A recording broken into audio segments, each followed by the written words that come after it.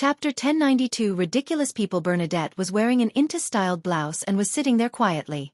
Her chestnut-colored hair was naturally draped over her shoulders, and her straight brows were spread out perfectly.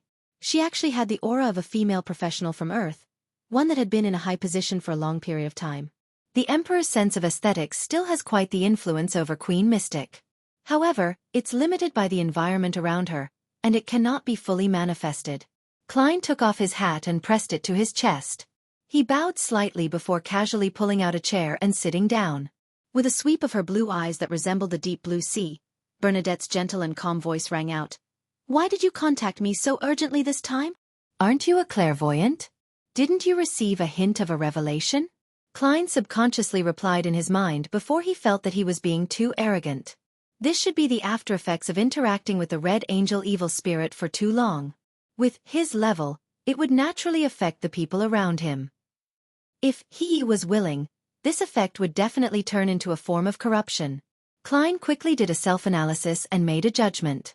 He pondered for a moment before asking, "Have you attained what you wanted to achieve in Backland?" Bernadette slowly shook her head. "No. You can even say that I failed." "Oh." Klein used a tone to express his surprise and puzzlement. Bernadette glanced at him and said unhurriedly, "There's a strange name for the Sequence 2 potion of the Mystery Prior Pathway. It's called the Sage. To advance to this level, one has to prevent a disaster that involves a higher level of power." Sage. So that's where Sage of the Hidden Sage comes from. Klein was momentarily enlightened. Just as he was about to ask, he heard Queen Mystic continue, "I anticipated such an opportunity in Backland, so I came here a few years in advance to make preparations. I've recently been waiting for it for a long time. Unfortunately, I predicted that it would happen in the second half of this year. Last year, I wasn't in Backland at the end of the year, so I wasn't able to stop the Great Smog. And in this war I tried my best to do something, and I achieved something. But to my surprise, Faceac directly attacked Backland with an air raid, and the disaster ultimately erupted." "That's why you said you failed." Klein nodded indiscernibly and said with a sigh, "I didn't expect the ones to start the war to be the Phasacians either." As he spoke, he sighed inwardly. The difficulty of Queen Mystic's advancement ritual was controversial. It all depended on one's luck. One had to know that before he became a demigod, Klein had already stopped the true creator from descending.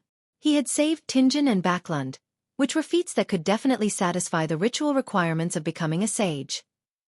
But under normal circumstances, there weren't as many disasters like these, and they weren't things that could easily be stopped. Just like the present situation, Amon's brother had planned for 1 to 2,000 years. Even if something went awry with King George III, war would erupt as he had expected. This was because the root cause of the uniqueness of the death pathway hadn't been resolved. This made him suspect that Mr. Azek's life in the northern continent had always been under the arrangement of Amon's brother. If not, how did he, who had lost his memories, escape from the sites of the various major churches without a shape-shifting mask? More importantly, it was unknown why Azek had used his real name in this life. And this wasn't something that was suspected by anyone, nor did it incur any investigations. "Is this all part of your plan? Amon's brother." Upon thinking of this, Klein felt a certain trauma, a result of post-traumatic stress disorder. His body nearly trembled. He silently took a deep breath and looked at Queen Mystic and added, "This war involves the son of the Creator, King of Angels, and the true deities. It's not something you can stop." With Bernadette's knowledge and experience, she still had some changes to her facial expression when she heard the sentence. She repeated a few keywords in a low voice. "The son of the Creator, King of Angels, deities." She wasn't too surprised by this, as if she had already made a prediction.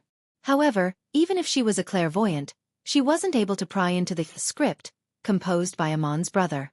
After repeating it again, Bernadette fell silent for 2 to 3 seconds before sighing to herself. "So that's the reason." Klein adjusted his posture and thought. "Actually, to you, this war is also an opportunity. Next, there will be many disasters, including the clashing of powers at the angel level. I believe that you should at least be in control of a Grade 0 sealed artifact. You can stop certain matters from happening at the critical moment. Of course, you have to choose a good time and method." Bernadette nodded gently and agreed with what he said.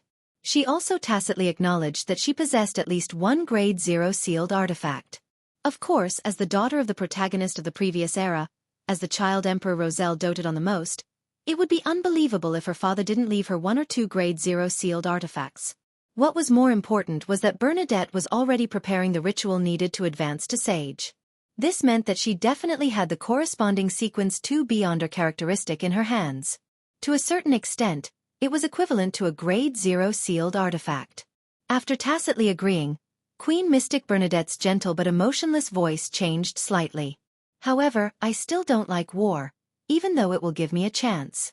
I once hated him and couldn't understand him. That's why I didn't call him father for many years. It's because he did too many things against the trend of the times and hurt the innocent. I couldn't accept my heroic father turning into a crazy tyrant. And now, through the answers from the entity behind you and my own investigations, I somewhat understand his situation. I understand that he was suffering from despair, pain, and loneliness. I understand him as a drowning person, only struggling on instinct. When Klein heard that, he sighed and felt his emotions in turmoil. In this world, the only people who understood Huang Tao, Roselle Gustave, the most were probably the 2 people sitting here. Of course, this feeling didn't stop him from sensing that Queen Mystic Bernadette's condition was a little different today. In the past few times they had met, this king's daughter had never said so much, nor had she opened her heart so directly. At most, she would play the tune of music, subtly expressing her sadness. After some thought, Klein pretended not to notice, and he asked, "When did he start changing? Do you think there was any prior warning, or something worth paying attention to?" Queen Mystic Bernadette's deep blue eyes moved slightly, as though she had sunken into her trove of memories. After a while she slowly said, "Not long ago, he proudly said to me, 'Haven't you always wanted to know what's surrounding our moon and other planets? In the future, our journey might be towards the Sea of Stars.'" The Sea of Stars. What's on the moon and other planets? As Klein pondered over Queen Mystic's words, he suddenly recalled a key phrase and something. The key word was cosmos. That matter was, Mr. Dorr had once told Emperor Roselle that once he had the ability, he could take a look at the moon. That would resolve many of his doubts. The Emperor finally went? That hysterical diary page, L, was written after this exploration attempt? He had unknowingly changed his personality, becoming extreme? Klein recalled the corresponding content. Under Queen Mystic Bernadette's gaze, he deliberated and said, "At your level, you should more or less know that there's corruption coming from the cosmos." Bernadette nodded and didn't pursue the matter. It was as though she knew that Gehrman Sparrow wasn't sure either.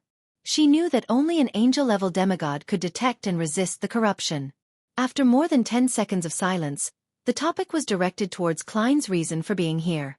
One of the reasons for this war is because the lone king, George III, discovered the 9 secret mausoleums left behind by the Blood Emperor, doing so with the intention of switching to the Black Emperor pathway and becoming a Sequence 0. As such, he abolished the Grain Act. Klein didn't care if Queen Mystic knew anything about these matters. He followed his own pace and roughly told her everything without missing out any key matters. Finally, he said, "The Black Emperor does have the ability to revive, but once a new Black Emperor appears, the original entity would perish completely."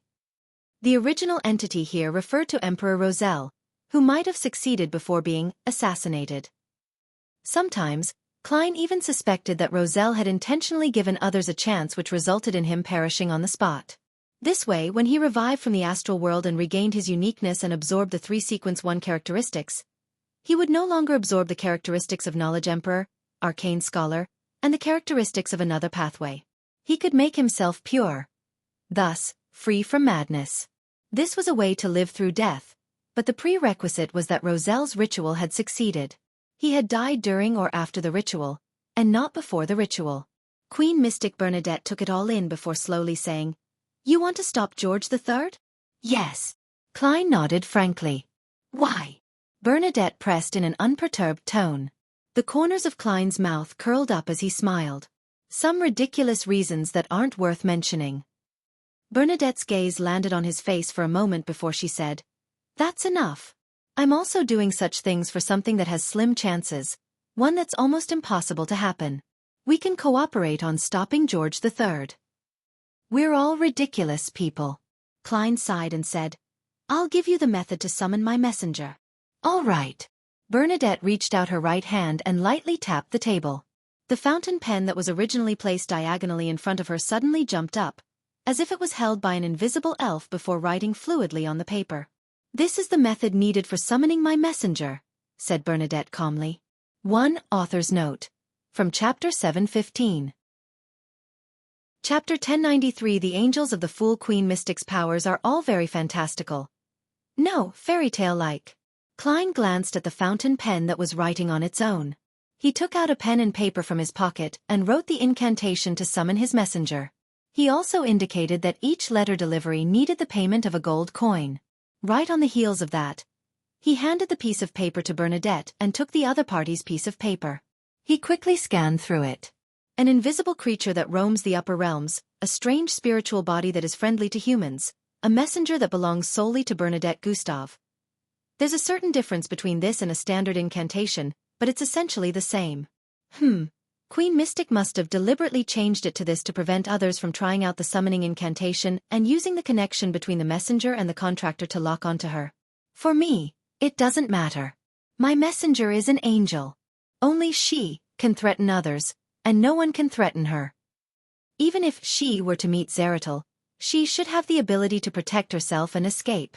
Klein mumbled inwardly and shook the piece of paper, igniting a scarlet-red flame.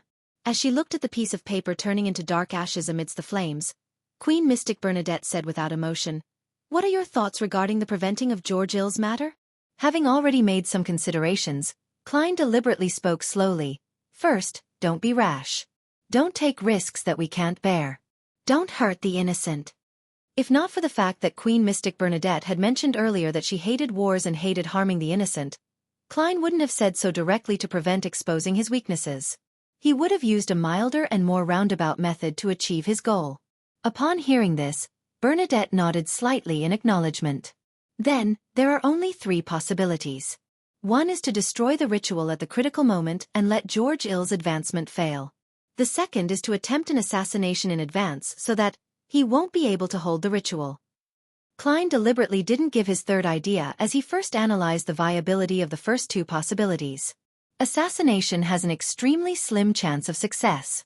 George III, or should I say, the one who will become Black Emperor, should be a sequence 1, so it's not someone we can deal with. Even if he has yet to advance to sequence 1, he will definitely have acted ahead of time. Once he completes the preparations for the ritual and consumes the potion, he will be able to quickly digest it and build a foundation for the future. Of course, even if this situation has a very slim chance of happening, that person must be at least at the sequence 2 level. Furthermore, the Augustus family definitely has no lack of grade 0 sealed artifacts. Together with the protection bestowed to him, it's impossible for us to succeed. Here he changed the way he addressed George III from him to him. After calmly listening to everything, Bernadette seemed to do an assessment. As long as we can create a good opportunity, a sequence 2 can also be assassinated, but at least one of us will die, or perhaps both of us. What she meant was that the grade 0 sealed artifact she wielded was sufficiently powerful, magical, and terrifying. However, if she wanted to fully utilize it, the price paid would be very high. In that case, there really is a chance. That's because I lied just now. If I really had to give it my all, I could still find Will Septon, Palaz Zoroast, and Miss Messenger to help me. I can let them use the yesterday once more charm to recover their normal states for a short period of time. The problem is that I don't know how much of a price needs to be paid, or what kind of effects it would have on the situation. I also need to consider if it would end up involving kings of angels like Ouroboros and Amon.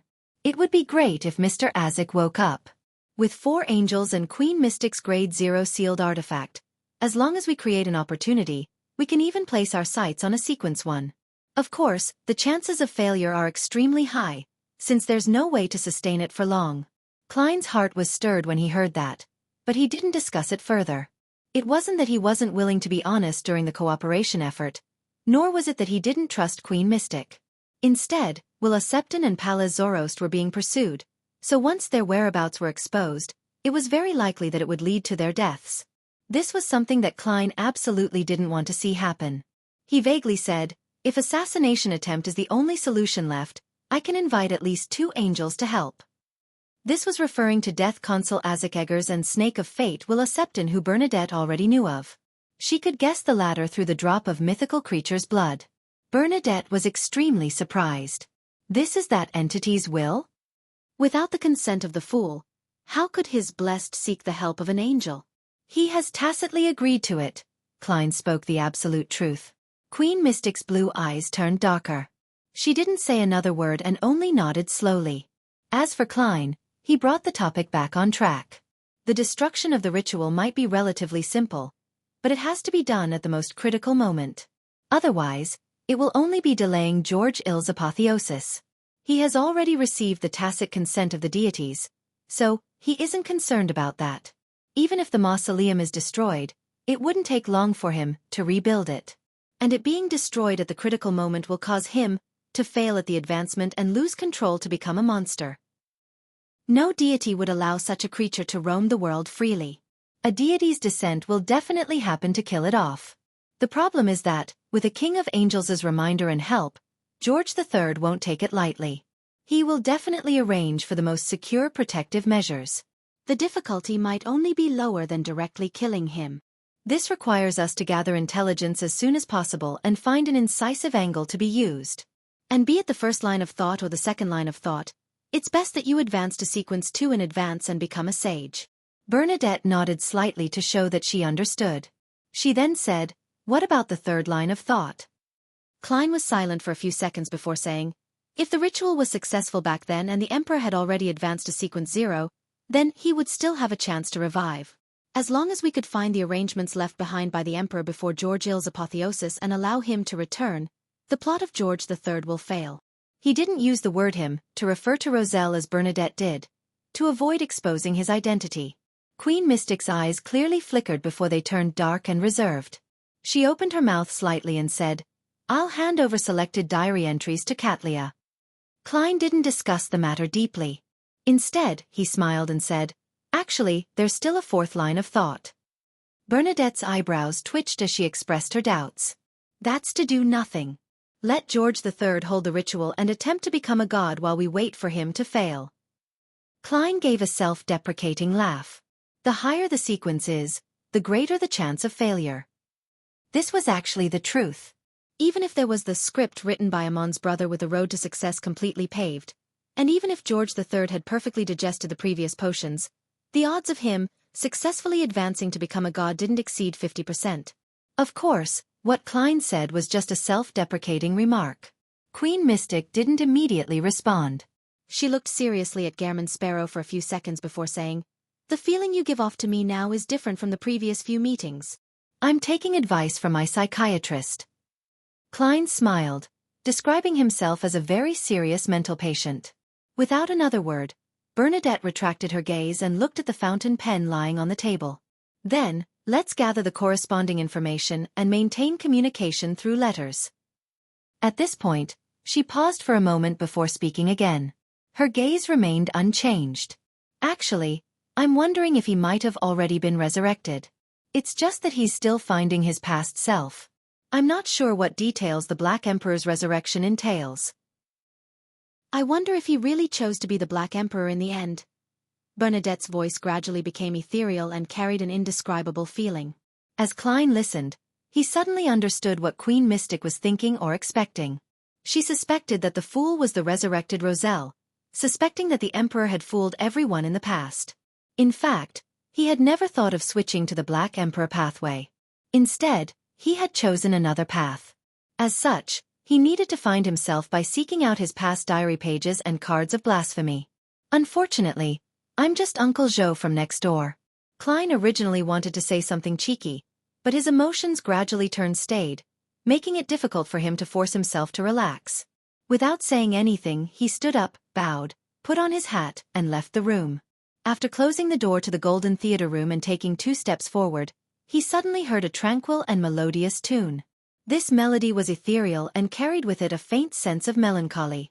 After pausing for a few seconds, Klein turned towards the hall and left with flaming jump. City of Silver, a team gathered at the city gate and was about to set off. This was the team that was headed for Afternoon Town to prepare the exploration of the giant king's court. Derek Berg was standing in the middle and was the second shortest person. In his hand was a bronze cross with sharp spikes. To his sides were Joshua and Chaim. They were prepared to receive the unshadowed crucifix at any time to prevent Derek's Beyonder characteristic from being purged. This sealed artifact required 3 people to take turns to resist the negative effects. As he looked down at the Creator's relic, he suddenly felt someone looking at him. He subconsciously looked up and saw that it was a member of the 6-member council, Shepherd Elder Lovia. The woman, who was shortest in the group, had long silver and slightly curled hair. She was looking at the ancient mottled unshadowed crucifix with her pale gray eyes. Her gaze seemed to be blazing hot. Upon sensing Derek's gaze, this shepherd elder's lips twitched, revealing an indescribable smile. "This is the Lord's item." For some reason, Derek shivered. Then he heard the chief Colin Iliad say, "Let's set off." Chapter 1094 Breakthrough Point. In a small alley in the Backland Bridge area, Xiao once again met the MI9 staff responsible for contacting her. "This is your reward from exchanging your merit points. A total of 2,500 pounds. Heh, I helped you get another 500 pounds. The golden-masked man threw a bulging envelope at Xiao. Xiao caught it accurately and didn't count. She instinctively pressed down and sincerely said, "Thank you." The golden-masked man waved his hand and said, "There's no need to thank me. This is also a good thing for me. If you continue to harp on past matters without letting go, I'm very worried that I'll go to military court one day. Are you still going to stay in Backland?" "Yes, I'm already used to living in a big city. When the war stops, I'll bring my family here," Xiao said, having already made up her mind. "Wait for the war to stop." The golden-masked man repeated Xiao's words with a slightly odd tone. He smiled and said, "May the Lord bless us to live until the end of the war." Here the Lord referred to the Lord of Storms. "I believe in the goddess," Xiao replied seriously. "You understand what I mean." The golden-masked man waved his hand and said, "Are you still planning to take on missions from MI9? "I won't reject an opportunity to earn money." Xiao scratched her slightly coarse hair and said half-truths. "Yes." The golden-masked man nodded and said, "The main thing to take note of during the war is to deal with spies from all over the world. If there's a suitable mission for you, I'll look for you." "All right," Xiao replied without staying any longer. She cautiously and carefully retreated out of the dark alley. After watching her figure disappear, the golden-masked man looked at the shadow in the corner and said, "She was likely used by some particular faction. She was abandoned after she stopped investigating the matter." In the shadows in the corner, a deep voice sounded. "On the surface it looks like that, but there's no need to pursue or worry about the truth. Even if she can figure out the truth and spread it, it will not affect His Majesty's matters. Heh. The Church of Evernight has already tacitly agreed." "That's for the best." The golden-masked man silently exhaled. After returning to her residence at the edge of East Borough, Xiao said to Furs, who was sitting by the bed and reading the newspapers, "I received 2,500 pounds. Furs put down the newspaper, her eyes moving slightly as she focused on making calculations. "That's enough." Xiao had savings of more than 600 pounds, and with the 2,500 pounds, other than her necessary expenses, she had 3,100 pounds to spend freely. And her purchase of the Judge Potion formula was 2,000 pounds, and the Beyonder characteristic was 3,500 pounds. In other words, she was still short of 2,400 pounds, something that Furs could lend her. After borrowing this sum of money, Furs's savings would be reduced to 780 pounds. However, this didn't affect her at all. She had the subsequent potion formula and main ingredients, so she didn't have many expenditures for a long period of time into the future. Occasionally, she could even earn a little from renting out Layman's travels. "Yes." Xiao nodded. "I'll complete the transaction as soon as possible and strive to advance to sequence 6 as soon as possible." Seeing that her friend's matter was settled, Furs turned to worry about herself. "I don't know when my scribe potion will be completely digested. Now that the war has broken out, it will be much safer with the ability to travel. The crux of a scribe is definitely recording. When I become a judge, you'll have new Beyonder powers to repeatedly record. This should be able to speed up the digestion of the potion." Xiao pulled a chair over and sat down. Furs sighed. "I suspect that, other than the recording of Beyonder powers, I need to record down the sights and customs of different places. Only then can it be matched with the subsequent traveler sequence. But with war having broken out now, it's fine if I go further inland, but it will be difficult and dangerous if I go somewhere else. Sigh, the price of bread is rising. The price of 1 pound of bread has risen by a farthing. It's even more expensive than before the Grain Act was abolished. Indeed. Xiao thought seriously and agreed with Furza's conclusion. The two fell silent. After about 10 seconds, Xiao suddenly had an idea. Actually, there's a very simple solution. What? Furz sat up slightly and asked. You can spend money to hire that person to take you traveling.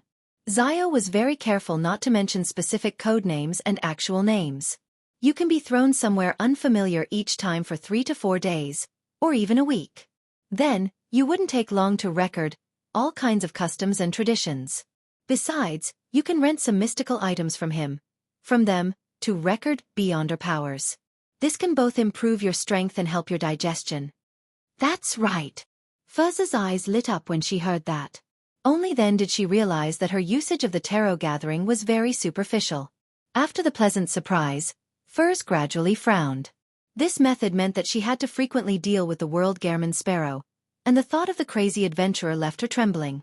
Indeed, there's nothing that doesn't require a price. To digest the potion, I can only take the risk. Finally, Furz made up her mind to make the request next week at the tarot gathering. In an apartment several streets away from where Xiao and Furz stayed. After returning from the Srenzo restaurant, Klein was sitting in front of a table. He quickly flipped through today's newspaper and summarized the important information he had received. The Faesak Empire's Sonia Sea Fleet has retreated from Pritz Harbor. Their whereabouts are unknown. The Ministry of Defense, Admiral Emirius, has indicated that he will strengthen the coastal defenses and allow the 3 ironclad warship fleet to not return too hastily, and will take detours to avoid being ambushed. Faesak's 2-headed giant army invaded the Winter County's Amantha mountain range and suffered intense resistance. They failed to pass through the few strongholds. Faesak's subjugation fleet attacked Constant and other large-scale industrial cities along the Mid-Seashire's eastern coast. There was a large-scale sea battle with the kingdom's Mid-Seashire fleet. Both sides suffered losses. East Balam's Faesak and the lone colonial armies are fighting in multiple locations. The rest of the countries have yet to make their stance clear. In the corresponding capitals, the ambassadors are running around to contact each other to have emergency diplomatic meetings. The electrical transmission waves contain all kinds of important news and are intertwining with each other in the different cities of the northern and southern continents. We are still in the early stages of the war. Klein didn't believe that the diplomats were able to avert the war. He put down the newspaper and thought about how he could gather information regarding George Ill's Black Emperor ritual. According to normal logic, before Blood Emperor Alista went crazy, he did things in a reasonable manner. That is to say, he couldn't build all 9 mausoleums in the same hidden area. This would have been easy for others to wipe them out all at once, causing his resurrection to fail. Therefore, in the surrounding areas of Backland, in other parts of the kingdom, there should be 8 other mausoleums that are similar. They haven't been exposed yet, so they might not be as heavily guarded as Ruins No. 1. This might give us an opportunity. Perhaps the Red Angel Evil Spirit might know something, but I can't contact him now. Ignoring the question of whether chanting his honorific name will be dangerous, just this act alone will expose my intention to prevent George III from becoming the Black Emperor. To a terrifying conspirer, there are too many points that can be exploited. Queen Mystic might have some channels and clues, but I can't just rely on her. At the moment, the Church doesn't know how many of the Blood Emperor's secret ruins there are, or where they are. Attacking a key figure beside the king, such as a demigod from the royal family who is deeply involved in this matter? They must be on their guard. Furthermore, the angel of the Augustus family and that ancient secret organization would most likely be watching everything, one in the open and one in the dark. In addition, as long as the royal family's demigod ends up in an accident, George III would definitely guess that someone is trying to stop him from becoming a god. Yes, Demonis of White Katerina will be easier to deal with than the demigods of the royal family. It would attract much less attention. Theoretically speaking, George III, who has been tacitly accepted by the few major churches, no longer needs to work with the Demonis sect. Not that there is a need for that. If not for some particular reason, the two sides would have been completely tied together in this matter. The first thing he needs to do now is to cut off ties with the Demonis sect. Of course, he would most likely not betray the Demonis sect directly. On the one hand, the demonesses are also adept at ploys, so they wouldn't be unwary.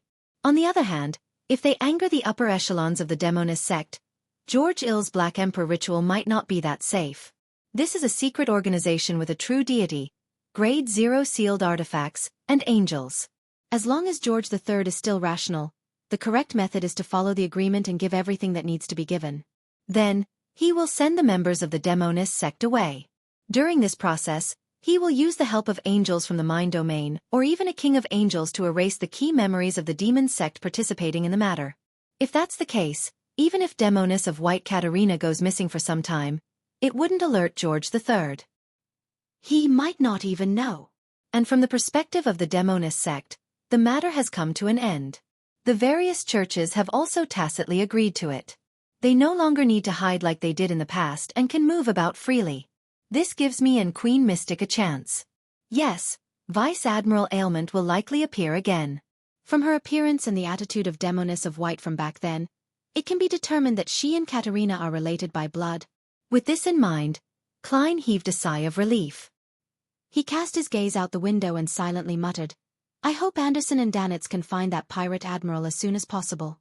I hope that the City of Miracles in Grozel's travels can effectively destroy the influence of the mind domain." And all he could do now was to wait patiently. Berserk Sea. Theros Island. Danitz said to Anderson in delight, "I just learned that the southwest region of this place isn't a normal sea route. There's an island with no resources but is hidden enough." Chapter 1095. Acting as himself. "You suspect that Vice Admiral Ailment's fleet is hidden there?" Anderson asked in thought when he heard Danitz's words. Danitz replied in excitement, "It's very likely. Didn't the Black Death vanish after steering towards the west and after leaving Theros Island?" Anderson curled his lips and chuckled. "If Vice Admiral Ailment's whereabouts were so easily discovered by you, why would she need to hide? How can islands that you can find out about be considered hidden enough?" "Hey, what do you mean by that?" Danitz felt like he had been mocked. Anderson shrugged. "I don't mean anything. I'm just using my brain to analyze it. That island should exist, but it either belongs to the type that many people here know about, or it's intel that someone deliberately released. If it's the former, Vice Admiral Ailment Tracy's fleet definitely wouldn't be hiding there. If it's the latter, that would be interesting. Who would release this intel?" Danitz was still a little angry at first, but later, he began analyzing Anderson's line of thought. A trap set up by some pirates or adventurers. However, an island without any resources isn't enough to lure others into exploring it. Vice Admiral Ailment herself? To figure out who's investigating her whereabouts? Anderson smiled. "That's right. After my teachings, you've improved quite a bit. Otherwise, I suspect that even if you drink the Conspirer potion, you wouldn't be able to enhance your brain. You'll only mutate and turn your enemy stupid, bringing him down to a level at which you're familiar with, and then defeat him with experience." "I didn't say that. It was Emperor Roselle." After this period of searching, Anderson had already helped Danitz obtain one of the main ingredients of the Conspirer potion and nearly all the supplementary ingredients. He was just one step away from success. "I suspect that you have such an ability," Danitz muttered softly in response. Anderson ignored him and continued, "If Vice Admiral Ailment got someone to release the news herself, the secret island must be a trap. Perhaps there's nothing other than a mirror that monitors the ships and humans that approach the island. Or perhaps it might be an important gathering base of the Demonist sect that Gehrman Sparrow mentioned." "Then what should we do next?" Danitz subconsciously asked. Anderson chuckled when he heard that. "You can't even figure out such a simple matter? Naturally, we'll seek out the person you heard this intel from. After finding the source of his information, we can trace it back, and we'll eventually find something." "That's right." Danitz wanted to nod in agreement, but the words that reached his mouth turned into a heh. Nearing dawn, on the second floor of a casino, Bartz, with his brown hair, yawned and walked into his room. Before he could use the moonlight outside the window to light the candle, he suddenly saw a bright white flame light up in front of him, momentarily blinding him. Bartz's heart tightened as he pounced to the side and rolled. After rolling twice, he suddenly stopped his actions, as though he had been petrified. This was because there was a bone-chilling coldness and a slight pain around his neck. This made him have no doubt that if he proceeded any further, blood would definitely spray onto the roof. "What do you want?" At that moment, Bart's vision had recovered. He saw a blond man with one hand in his pocket and a black short sword in the other. Beside him was a man wearing a black cloak that covered half of his face with a hood. Danitz didn't answer Bart's question as he looked at Anderson in surprise. Why didn't you disguise yourself? If you disguise yourself, how can you let others know who to hate? Anderson replied with a nonchalant look. Danitz exhaled. Thankfully, I haven't been infected by this crappy habit of yours. It's fine, Anderson said with a smile. Any random person on the island can know who I've been hanging out with. Dogs hit. Danitz cursed. Bartz, who had Anderson's sword at his neck, didn't dare to move. All he could do was listen quietly. He felt as though he had returned to Trier and was watching a comical scene. What are the two of them here for? The intelligence peddler was deeply puzzled. At that moment, Anderson retracted his gaze and looked down at Bartz. Who told you about the secret island to the southwest that deviates from the main sea route? Bart suddenly came to a realization as he looked at Danitz. It's you. In the past few days, this information had only been sold to one person. I was recognized so quickly? Danitz was momentarily at a loss as to how to respond. Anderson slightly lowered the pitch-black short sword in his hand, making the stabbing pain even more obvious. Please respect the order of what is to come and follow. Bartz immediately felt as though his life was rapidly slipping away. He hurriedly replied, It was Vice Admiral Ailment. When did she tell you? Why did she tell you? Anderson asked without any surprise. The night before the Black Death left Theros Island, Bartz replied quickly, afraid that he would die from excessive blood loss. I didn't ask her why. Back then, I was only focused on admiring her beauty. She lives up to being the infamous ailment maiden of the 5 seas.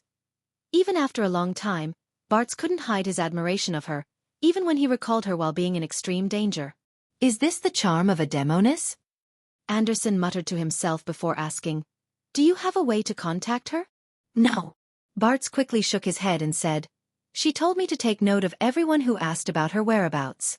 I'll tell her when she returns to Theros Island. And if anyone leaves the port after obtaining the information on that secret island, they shall be left alone to leave freely. Is that so? Very reasonable. Anderson nodded and withdrew the short pitch-black sword. Is there a trap? I don't know either, Bartz replied frankly. Anderson didn't say a word as he searched for the money on Bartz's person and in the room. Then, he pointed at the intelligence peddler with his short sword. I wanted to kill you, but no one will hate me if that's the case. Live well. Curse me a few more times every day. He then turned around, walked to Danitz's side, and jumped down the window with him, disappearing into the dark, unlit night. Bartz touched his bleeding neck and stood up in fear. He ran to the window and confirmed that the two of them had disappeared. Thankfully, I met a guy with mental problems. If not, I would be dead today. He closed the window and locked the wooden door. After carefully inspecting the room, he finally sat down and gulped down half a bottle of Lanti-Proof. In his tipsy state, Bartz collapsed onto the bed and fell asleep. Time ticked by slowly until it was 3 a.m. Suddenly, Bartz flipped over and sat up. His eyes were bright and spirited, and he didn't even feel the slightest bit drunk. He found a dagger and pried open a wooden floor in the room. He took out a thumb-sized ball of paper. After the white paper unfolded layer by layer, there was a sticky black object in the middle. After taking a quarter of the blob, Bartz walked to the mirror in the room and was about to smear it. At this moment, he saw 2 figures reflected in the mirror. One of them was wearing a white shirt and a black vest with one of his hands in his pocket, and the other carrying a short sword. The other wore a black cloak that didn't reveal his face.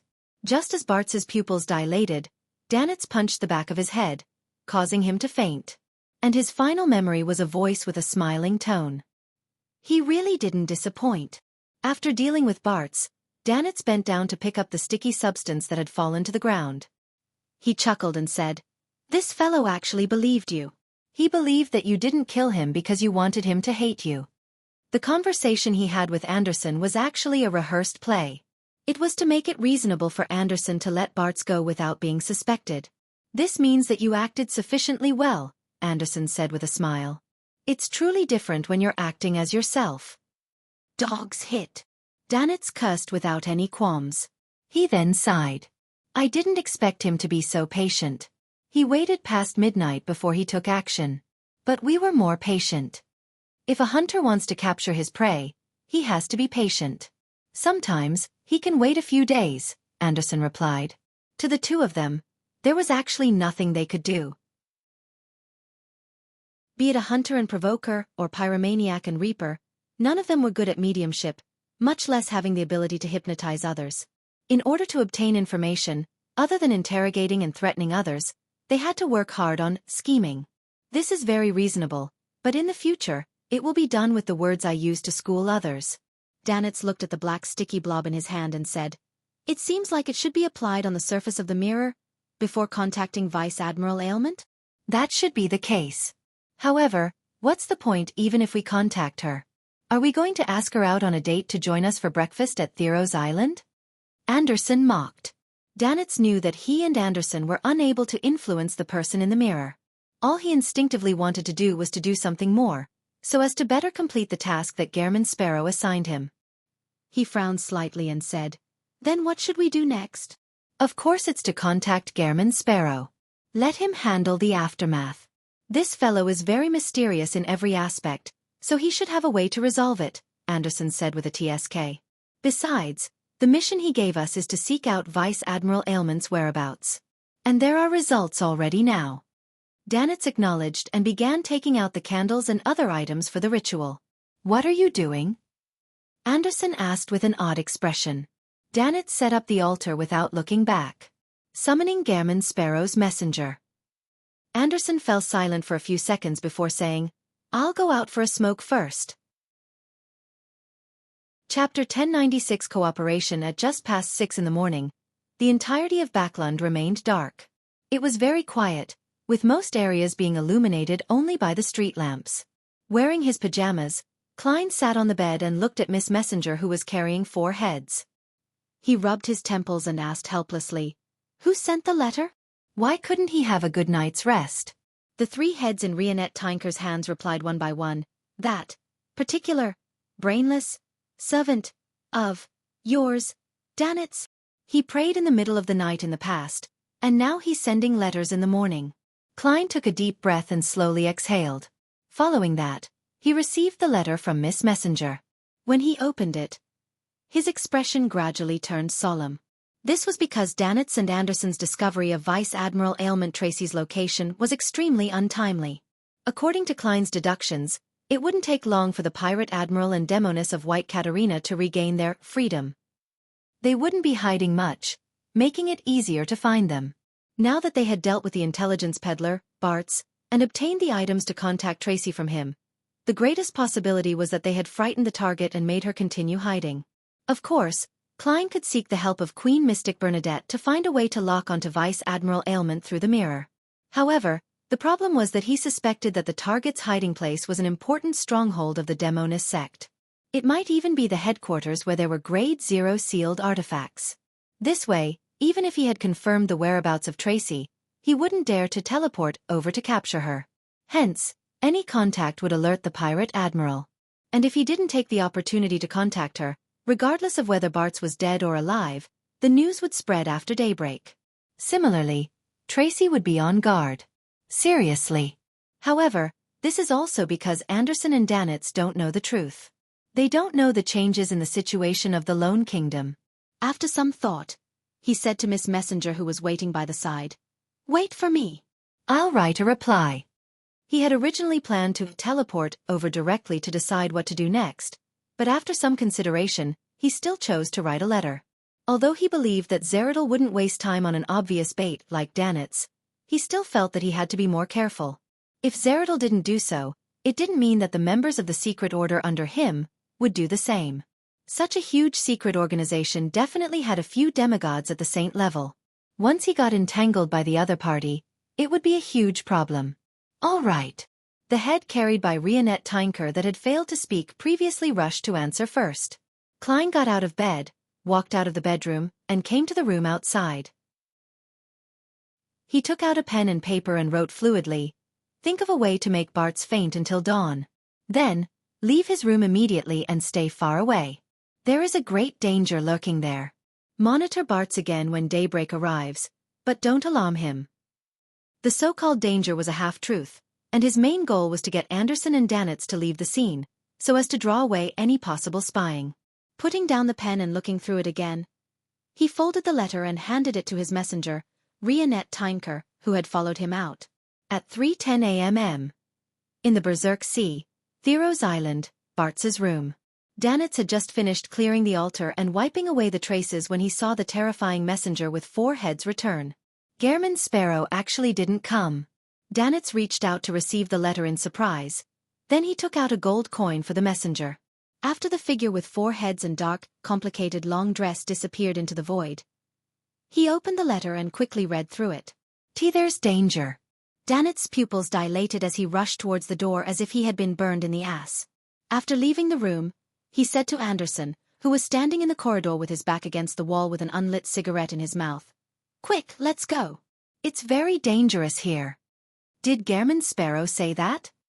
Anderson was taken aback as he asked thoughtfully. Yes, how do you know? Couldn't it be that I discovered something? Danitz replied instinctively. You? Heh. Anderson chuckled and asked rather relaxed. What else did he say? Aren't you nervous? Gehrman Sparrow is very reliable on such matters. Danitz's focus was completely off. Anderson fell silent for a moment before saying, his messenger is more reliable. At least, within the few minutes of his messenger's return trip, there won't be any danger here. If there really was any danger lurking here, they would silently shrink back when they saw the messenger. Danitz originally wanted to reply that it may seem so in terms of her image, but for some reason, he instinctively gave up on that sentence. He switched to saying, Gehrman Sparrow also said to let Bart's pass out until dawn so that we can monitor him again when the sun rises without exposing ourselves.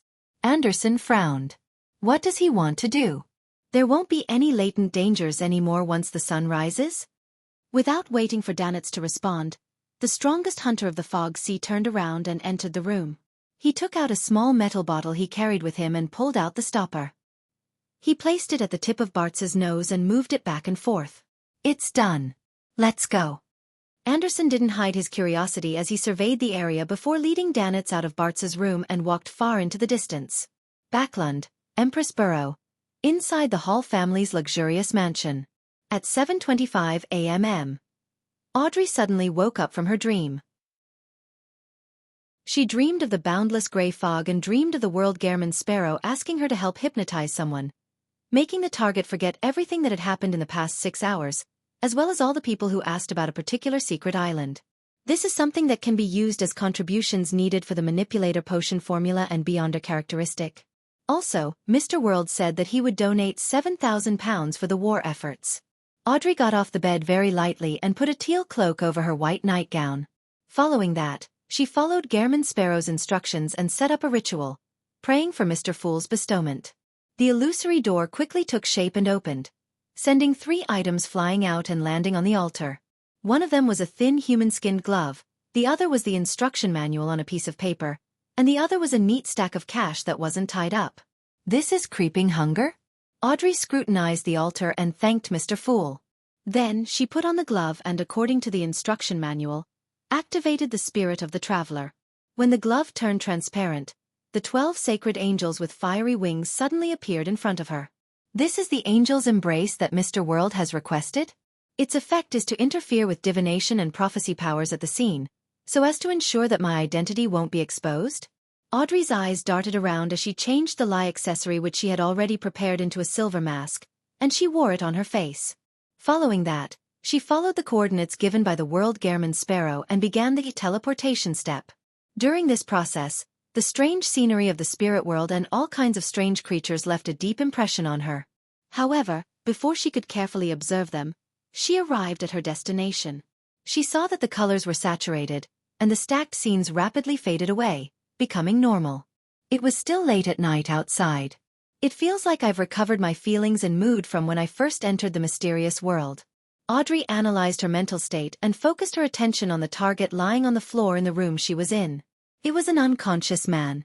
The door to his body of heart and mind was rather weak, meaning that he was someone who could easily be charmed, even if it didn't involve beyonder powers. Hypnotizing such a target wasn't difficult for Audrey.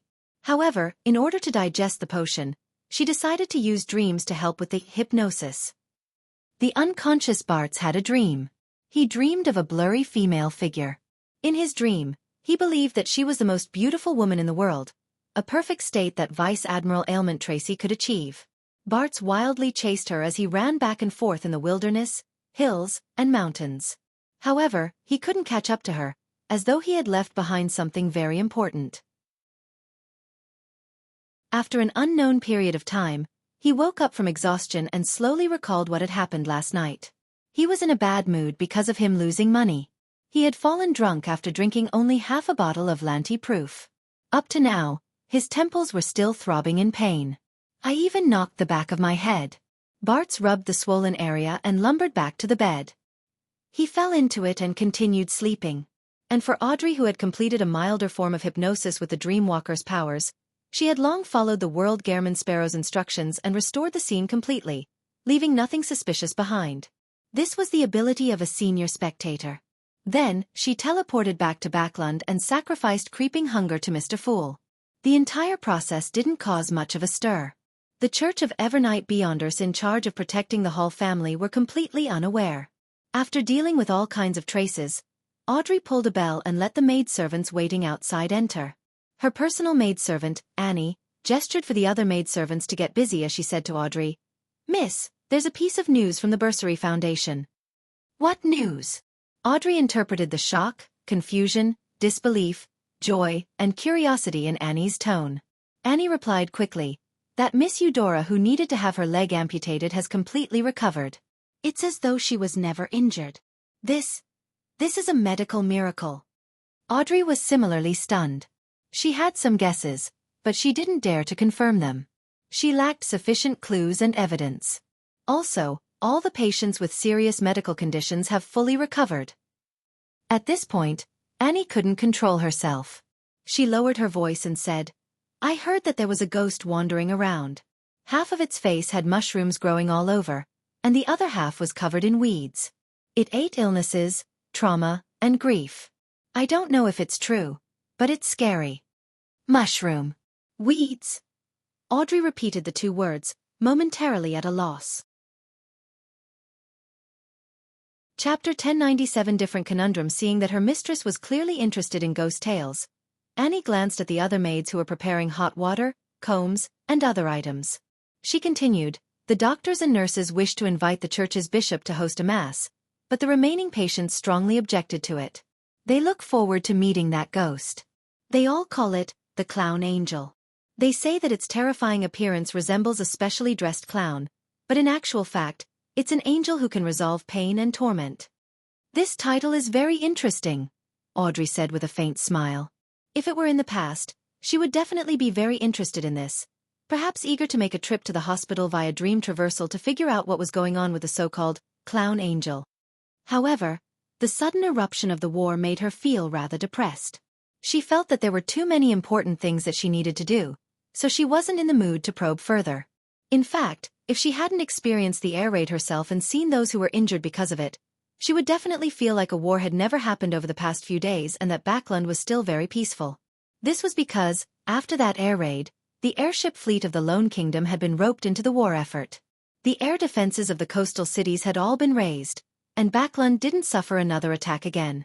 Currently, the battle between Faysac and Lone was mainly focused in three places: the Winter County's Amantha Mountain Range, the heavy industry metropolitan area along the Mid-Seashore's east coast, and the few harbors along the Sonia Sea coast. Furthermore, they were in a deadlock with no side gaining an advantage over the other. Even if there were casualties, it didn't have any material impact on Backland. Other than the rise in prices with several editorial pieces in the newspapers, this city seemed to restore its peace in a few short days. However, Audrey didn't think so. Her father and brother have been busy with work recently, often returning late at night or convening a private gathering with a group of nobles, members of parliament, and clergymen. Through the other charity organizations in the Church of Evernight, she learned of the exact number of casualties at the front lines of Pritz Harbor and Amantha. She even saw some photos of the battlefield. She was working hard to gather funds, contacting various pharmaceutical companies and hospitals, hoping that she could organize help and treatment needed in the war effort. Who would have thought that the crazy adventurer has not only offered the excess food in his manor, but he has even donated £7,000 in cash. Audrey sighed secretly and began letting the maidservant help doll her up. South of the bridge, Rose Street. Emlyn White casually donated £10 to a charity organization's solicitor. This didn't mean that the Church of the Lord of Storms was slacking off. The activity of the Church's forces amongst the Lone Army and the air raid drills it was involved in the various major cities, and the activities of the demigods imply that the Church of the Lord of Storms was seriously resisting the invasion of the Faesac Empire. It was just that it wasn't going all out. Could it be that it's because we're still in the early stages of the war? The Church wishes to preserve a portion of its strength for the critical moment? Alger held back the stirrings in his heart and waited for further information. At night, another group of sailors returned with news that had nothing to do with the war. Captain, there seems to be some kind of monster hiding on this island. Many pirates say that they encountered a terrifying situation when they head out to pee after drinking too much. Some of them were violently slapped by the branches of trees, while others saw fruits growing on their bodies, ones filled with blood and flesh in them. Some of them encountered skinny ghostly figures with wheat faces. A rather sober sailor described the rumors he had heard. Tales about ghosts and monsters. Alger didn't have the intention to probe into the truth of the matter. He nodded and sternly warned, "Don't go out at night." After such paranormal tales started in Backland and Pritz Harbor, Klein never went to those hospitals again, afraid that he would directly meet Zeratl's marionettes. With the creeping hunger and the ability to travel, he expanded his range for creating terrifying tales. Sometimes he would be in the Sonia Sea, at other times in the Fog Sea. He would go to Lenberg, sometimes to Fainapotter, and sometimes appear in places like East and West Balam, the Highlands and Valley. He didn't abide by any rules, and he relied solely on his momentary inspiration. He would visit some cities 2 or 3 times while not stepping foot into others even once. During this process, Klein felt an inexplicable strange feeling. In the terrifying darkness, invisible tentacles extended out, either searching for his whereabouts or attempting to predict his movements so as to intercept him ahead of time. They were silent and cold, and once they entangled him, the consequences were unimaginable. Klein knew that this might be the result of Zeratl's search. His best solution was to temporarily stop acting and to lay low in wait. However, it was also this subtle feeling that made him wish to digest the potion as soon as possible. Hence, he made use of the Grey Fog's powers. Every time he randomly chose a target location, he would go above the Grey Fog to divine the danger level and use paper angels to interfere. At this moment, with the huge progress in his digestion, he teleported to Kukawa, which was in the northern state of West Balam. This was where he had killed Nzangwil to avenge himself and the captain. The moment his figure appeared in the White Feather Square, he suddenly sensed something amiss. The residence that belonged to May Sanchez was too quiet. It was so quiet that it sent chills down his spine. May Sanchez was a native general who had previously bought arms from Dwayne Dantes. He was a beyonder of the death pathway, and he was backed by the Church of Knowledge. What happened? Klein frowned slightly as he considered whether he should enter to confirm the situation. After all, that was his collaboration partner. Furthermore, if he were to encounter an enemy that wasn't weak, it would be a very good opportunity for him to act. After doing a self-analysis of the situation, he believed that if he could use a saint-level demigod as the main lead and create a few more horror tales, then his Bizarro sorcerer potion would be digested for the most part. Of course, the prerequisite for everything is to be safe. I have to be careful and cautious. As he made his marionette, Konas Kilgore, transform into the appearance of Dwayne Dantes, he took out a gold coin. This time, the revelation he received was that there wasn't any danger. Strange. Klein didn't let his guard down as his body turned incorporeal before becoming a shadow that disappeared into the darkness of the night. As for his marionette, Konas Kilgore walked slowly towards May Sanchez's mansion with his face facing down. This was the ability to hide in the shadows that creeping hunger provided itself. As for the other marionette, Anuni, he was waiting about 1,000 meters away. As for the few rats that belonged to the marionette, they were spaced out nearly 1,000 meters away from each other, but they were unable to do anything. Soon, Dwayne Dantes arrived in front of the general's residence and activated his spirit body threads vision. What entered his vision were black illusory threads that were grown in a messy fashion. They seemed to come from different people, but they also had an obviously similar aura. and normal spirit body threads didn't exist at all. After a few seconds of silence, Dwayne Dantes extended his right hand and pushed open the closed door. The scene inside was completely different from what he remembered. The pillars that were covered with golden foils, the golden sculptures on the walls, and gorgeous stairs were now rolled into a bunch like a huge porcupine with golden spikes growing out of it. On the ground, there were sharp stone pillars and shattered glass everywhere. Apart from these, there were more illusory bookshelves in the hall that didn't appear real. There were pools of black shadows hidden in different spots on the bookshelf as they curled and stretched like eyes from time to time. As the door opened, the pool of liquid-like shadows suddenly came alive and produced the same sound. "It's you. My prediction was right. You're the one who can help me out of my conundrum." Chapter 1098 Contribution Accumulation. Upon hearing the words of the pools of black shadows, a figure suddenly appeared in Klein's mind. It was the elder in a white robe with inlaid brass lines. His hair was completely white and neatly combed. His pair of gray-green eyes left a deep impression on him. He claimed to be a member of the Church of Knowledge and that he was in charge of matters in West Balam and had a close relationship with May Sanchez. Back then, he had suddenly paid a visit to Dwayne Dantes, giving the excuse for his visit as him having predicted that he would be in a very troublesome situation in the future, and that someone he met during that time period would help him resolve the problem. After some thought, he slowly said, "Luca Brewster?" "Yes, it's me. You actually still remember me." In the different parts of the illusory bookshelves, the pool of liquid-like shadows rushed to answer. Their voices were no longer uniform. They were layered over each other, echoing endlessly. Even though he was separated by his marionette, Klein's ears still rang, and he felt a sense of dizziness. This isn't a normal sound. It contains a certain inclination towards losing control or experiencing mental corruption. The illusory bookshelves themselves are just for show. Just as this thought flashed through Klein's mind, he heard the black shadows curling and extending at the same time. "Sorry, I was too agitated just now and couldn't control myself." Hiding in the shadows outside the mansion, Klein controlled his marionette, Kona's Kilgore, and said, "What did you encounter? How did you end up like this?"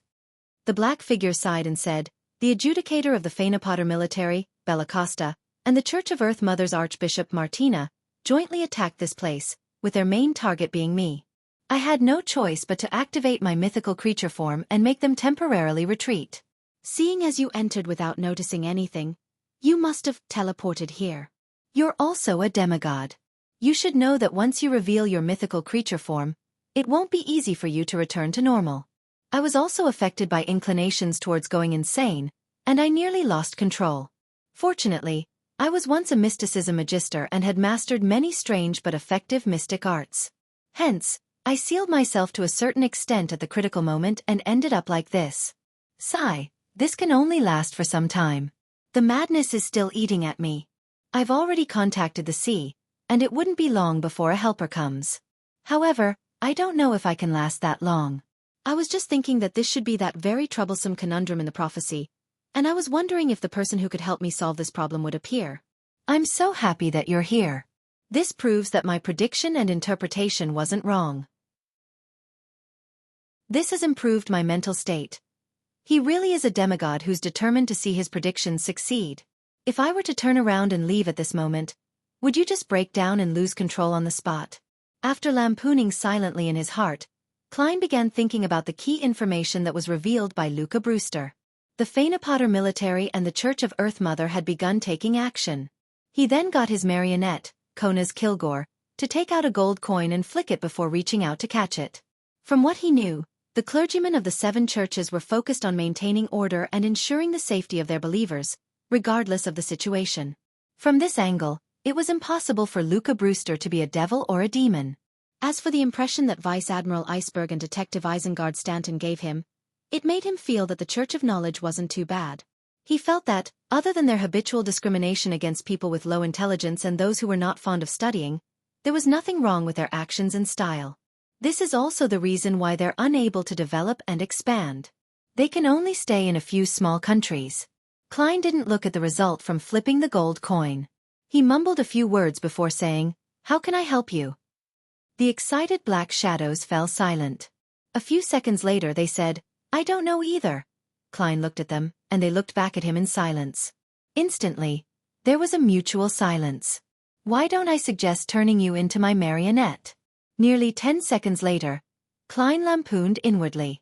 His thoughts raced as he began to think of a way to resolve the Luca Brewster's problem of not being able to recover from his mythical creature form. To be honest, his seriousness towards helping Luca out wasn't just because of his good impression of the Church of Knowledge and Wisdom, but also because of interests that could benefit him. Firstly, there was the inkling of the God of Knowledge and Wisdom's existence in the matter of Grosel's travels. At present, he was unable to determine the true God's goal. He felt that showing some goodwill might lead to pleasant surprises. Secondly, if Rosel's return really happened, the attitude of the God of Knowledge and Wisdom was rather important. From the Red Angel evil spirit's tone and manner of speech, Klein could make a preliminary judgment. Compared to the fourth epoch, the 7 deities of the present era had a drastic change in attitude towards the appearance of a Black Emperor. Their reaction wasn't as intense as before, and they were more inclined to tacitly approve of it, even if the person wasn't their own candidate of choice. Under such circumstances, if Emperor Rosel were to return, the only ones who would be against it would probably be the eternal blazing sun and the god of steam and machinery. After all, back when Rosel perished, they had been involved in the matter to some extent. However, this objection wouldn't be too strong either. As long as Rosel's mental state was normal and he escaped the corruption and madness, there was a chance of being accepted. After all, the Black Emperor didn't have the problem of switching with the sun and savant pathway, so there weren't any direct conflicts of interest. As for the original grudge, it wasn't too serious at the level of a deity. Of course, this was just a guess Klein made from his knowledge of ancient history and from the angle of mysticism. According to his understanding of the situation, other than the god of craftsmanship, the other 6 deities had been enemies with each other back during Solomon's First Empire. They had left behind countless grudges, and had no choice but to rope in the Black Emperor back then to help them. In the end, they still put these matters behind them, and formed an alliance that lasted to this day. Even the deities of neighboring pathways could coexist peacefully to a certain extent. As long as Rosel could really be revived, then as someone who wasn't completely dead, the feud between him and the eternal blazing sun and the god of steam and machinery could be resolved. Of course, with his understanding of Rosel, it was only a matter of time before Rosel took revenge.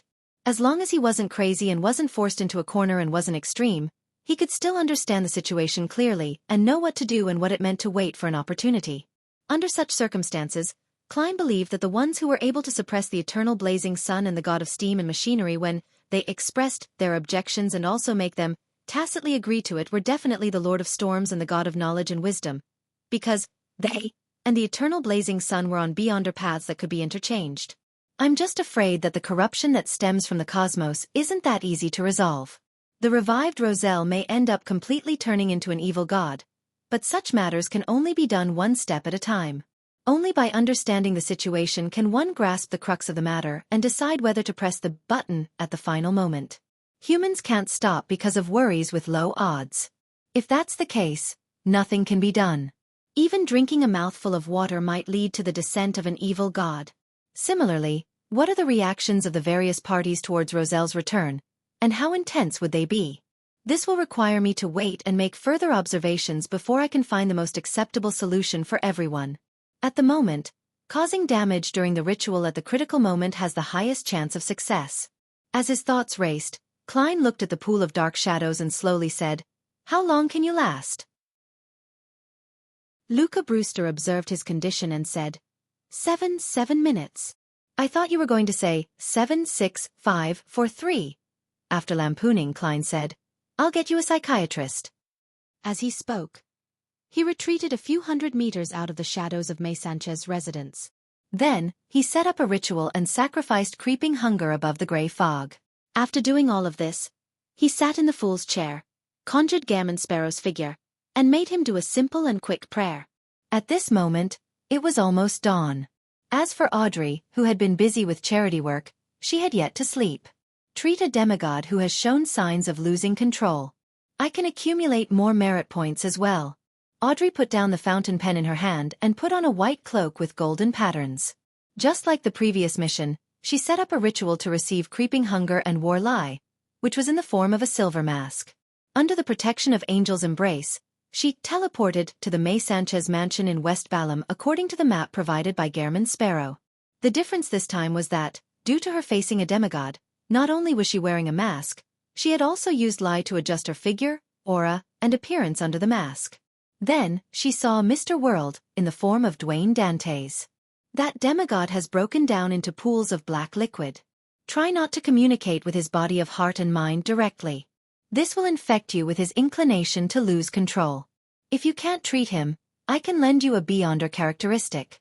Klein specially warned Miss Justice. Audrey didn't say that she was very clear about this. She was very professional in this aspect and listened attentively. Let me give it a try first.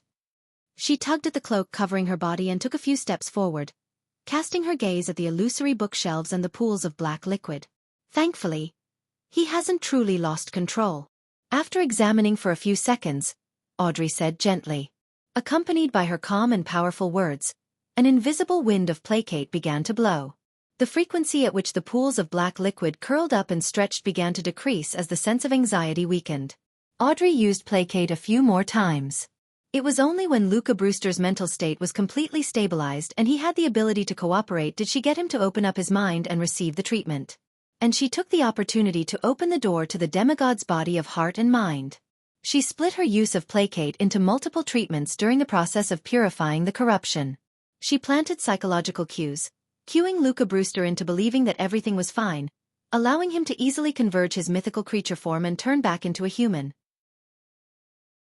The reason for splitting up the process was because if Audrey was affected by the slightest bit of corruption and the negative effects, then she would immediately retreat and resolve her mental problems first. Finally, she completed the treatment and cues before taking a few steps back. Your Excellency, you can remove your mythical creature form. The moment she finished speaking, the illusory bookshelves in the hall vanished. The pools of black liquid gathered together like life, taking on a human form. The black colors quickly faded away, turning back into Luca Brewster's original form. He sighed and said with a smile, "Thank you very much. When I saw a Sequence 5 spectator come over, I thought that I would become the main ingredient for her switching to another pathway. This old man's words are so direct. I don't even know how to respond to his words." Klein turned his head to look at Justice Audrey. He realized that her eyes were closed tightly. Klein opened his mouth to respond to Luca Brewster. "Don't worry. What you need the most right now is a set of clothes." Chapter 1099-1368 Lord of the Mysteries. Luca Brewster looked down at himself and hurriedly raised his right hand to grab something beside him. Then his grayish-green eyes darkened. The gold that mixed with the stairs suddenly flew out and fused in midair, forming a thin piece of armor that then covered Luca Brewster. Luca stretched his arms and explained as he took in the feedback, "Stiano's golden armor art. Its defensive capabilities are equivalent to that of a Sequence 5 Guardian." "Stiano?" Klein asked casually. Luca said in a tone as though he was introducing a famous historical figure. "One of the earliest founders of the Moses ascetic order. I heard that Emperor Roselle had previously modified this golden armor art. I wonder what effects it eventually produced. I can roughly imagine. Maybe this golden armor has 12 different styles. After muttering inwardly for a while, Klein changed the topic to the main topic at hand. Will Phaenopotter and the Church of Earth Mother officially join the war? When Luca introduced the Stiano's golden armor, Audrey opened her eyes and turned her head in a controlled manner. Without any perturbation in her eyes, she looked at the glimmering demigod.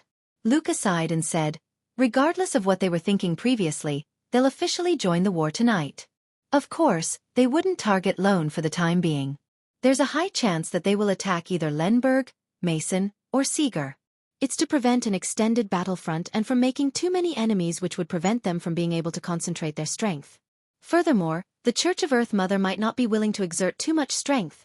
After sighing, this demigod from the Church of Knowledge earnestly said to the silver-masked Audrey, "What kind of consultation fee should I pay you?" Audrey glanced at Mr. World beside her. "He has already paid." Luca Brewster immediately shifted his gaze to Dwayne Dantes. Klein thought for a moment before saying, "Let me ask a few questions." "Please speak." At that moment, Luca didn't look like a demigod at all. Instead, he looked more like a professor waiting to answer his students' questions in class. Of course, if he could take off that set of golden armor and change into a three-piece suit, the resemblance would be uncanny.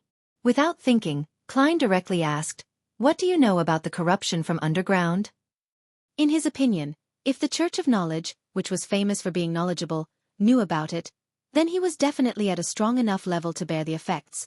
And if this wasn't suitable for Miss Justice's ears, then he believed that Luca would bring it up. After all, he wasn't merely a bookworm. As the discussion about the underground corruption stemmed from their experiences from exploring the sea of collective subconscious in Grosel's travels, Audrey had a certain understanding of it. At that moment, it didn't feel as though she couldn't understand anything. She was very focused on waiting for the demigod to give an answer. Luca frowned slightly and said, "I don't know much about it. It's as though just knowing about it will result in corruption in of itself. I've seen a sentence before in an ancient book. The higher the sequence, the more dangerous it is to be closer underground." So the dragon of imagination Ankwelt left an extremely deep trauma and some kind of fear down there?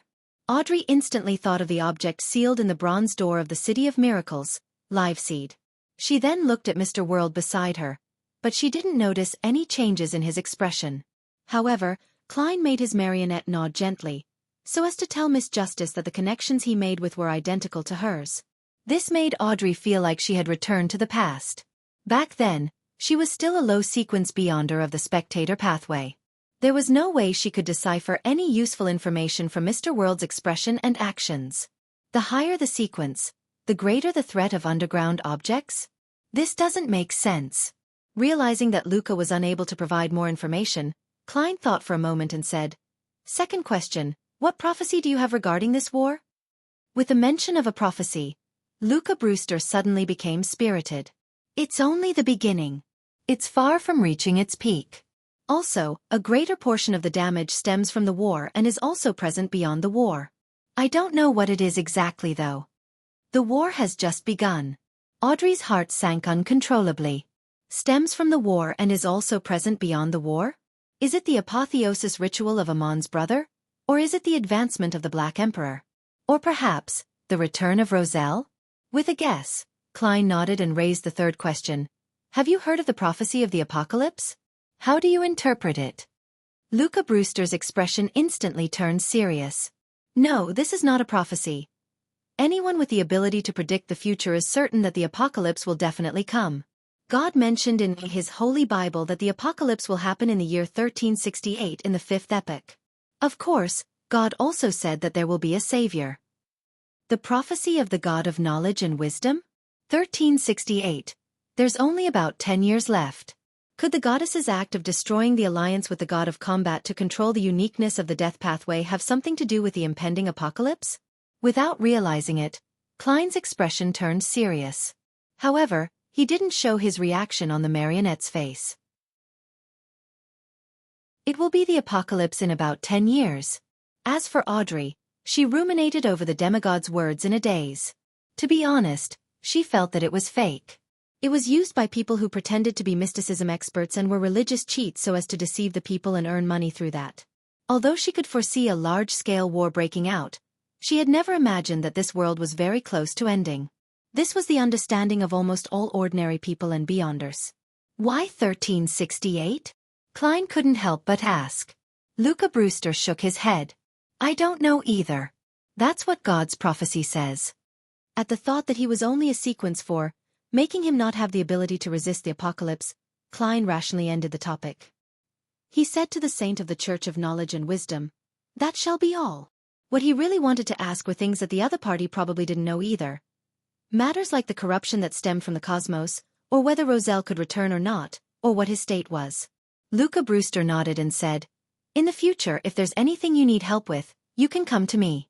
For the details, find them out through Edwina." He remembered that Dwayne Dantes' firearms transaction with May Sanchez had been facilitated by Edwina Edwards.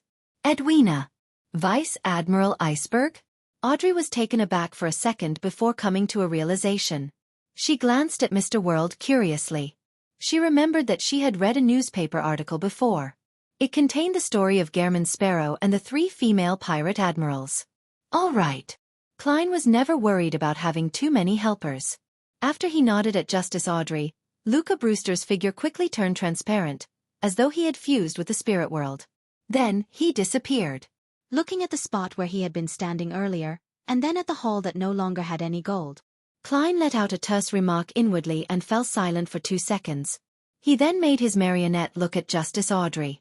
I thought it would be a little more troublesome.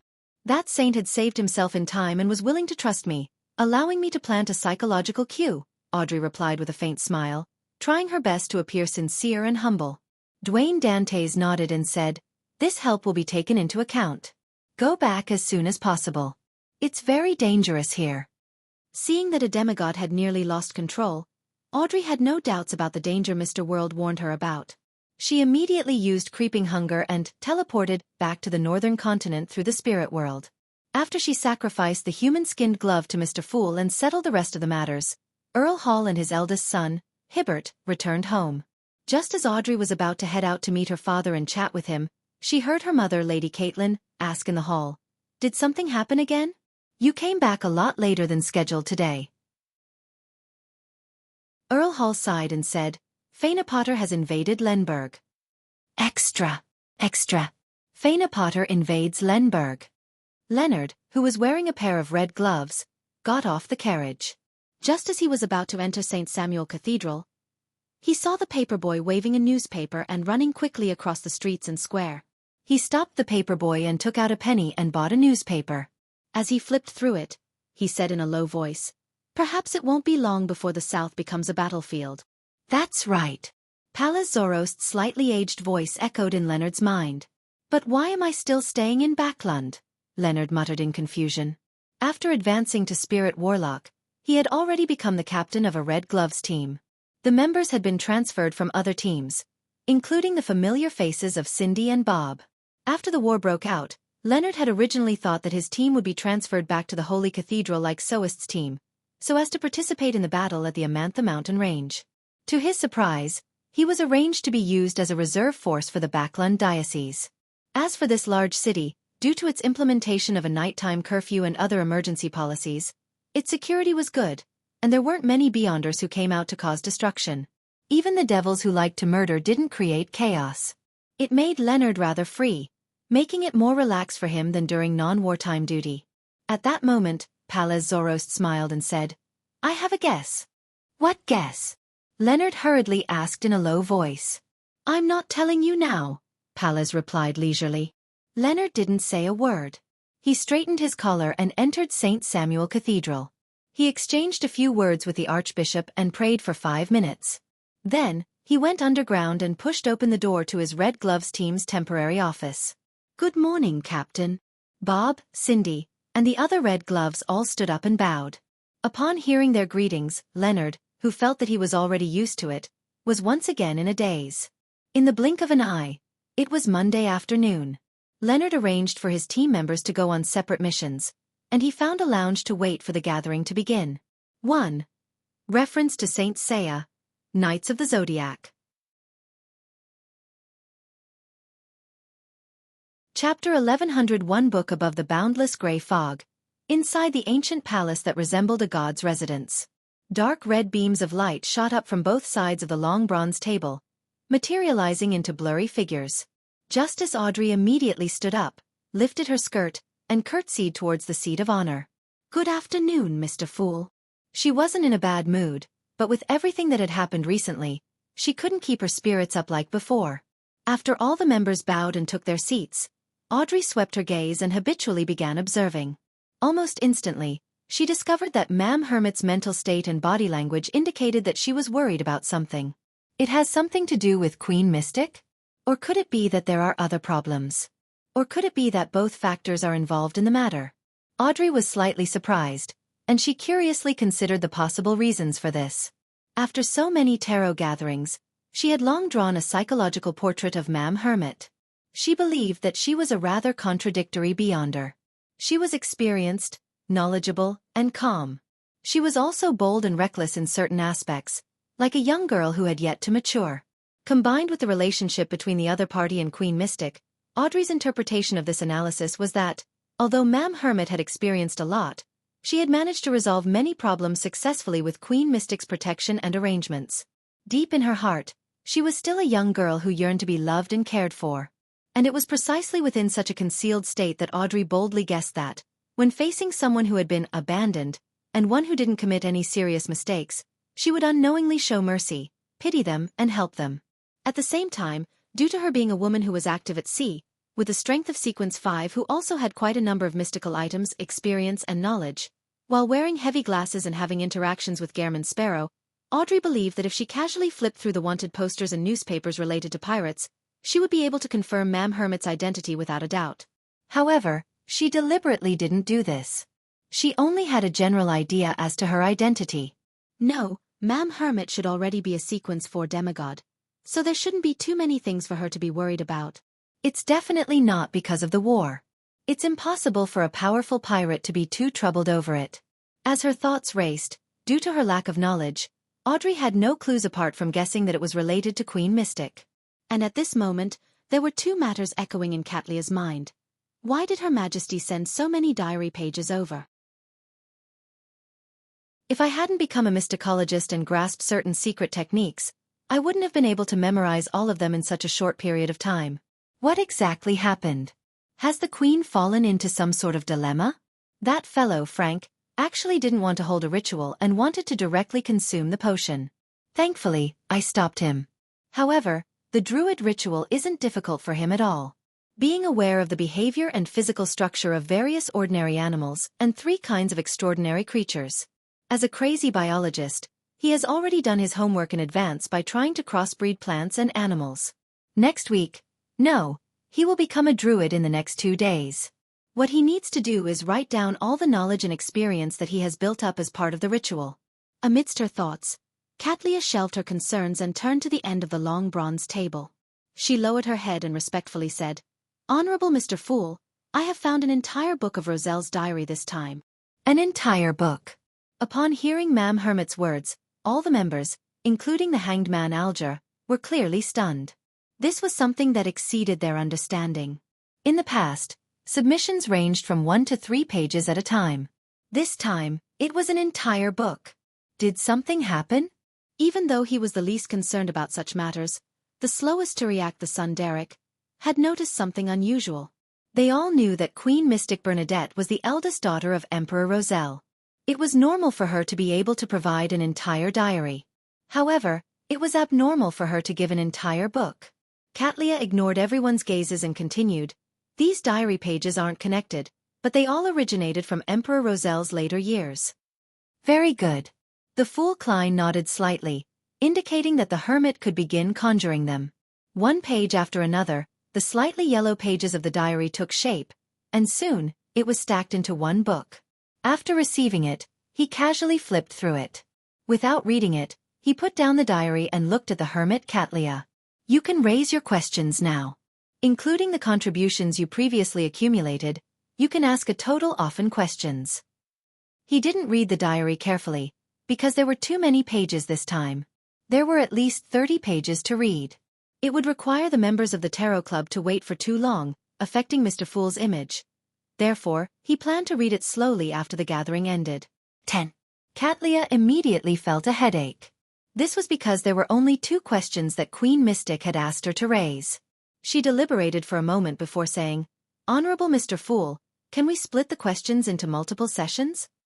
"Sure." Klein nodded with a smile. This was convenient for what he had in mind. To answer 10 questions at once was also a very difficult task for Mr. Fool. Catlia secretly heaved a sigh of relief. There are 2 questions this time. First, why does one need to be careful of the spectator? Be careful of the spectator? Audrey wore a blank look. For a moment, she was unable to find any leads for coming up with a guess. She even examined herself. Be careful of the spectator? The Moon Emlyn, the Star Leonard, and the other members of the Tarot Club all cast their gazes at Miss Justice. The fool Klein chuckled and leisurely said, "A spectator always likes to hide in the shadows to secretly control certain matters, making it difficult for people to notice and be on their guard. In particular, one needs to be especially careful towards Angel of Imagination Adam. His apotheosis ritual is to consume the potion when the trend of the times follows what he envisioned. The trend of the times that follows what he envisioned. Allow the development of the times to meet his expectations." Justice Audrey couldn't help but ask Mr. Fool. Klein nodded slightly and said, "That's right. A war that sweeps the entire world is exactly what Adam wants."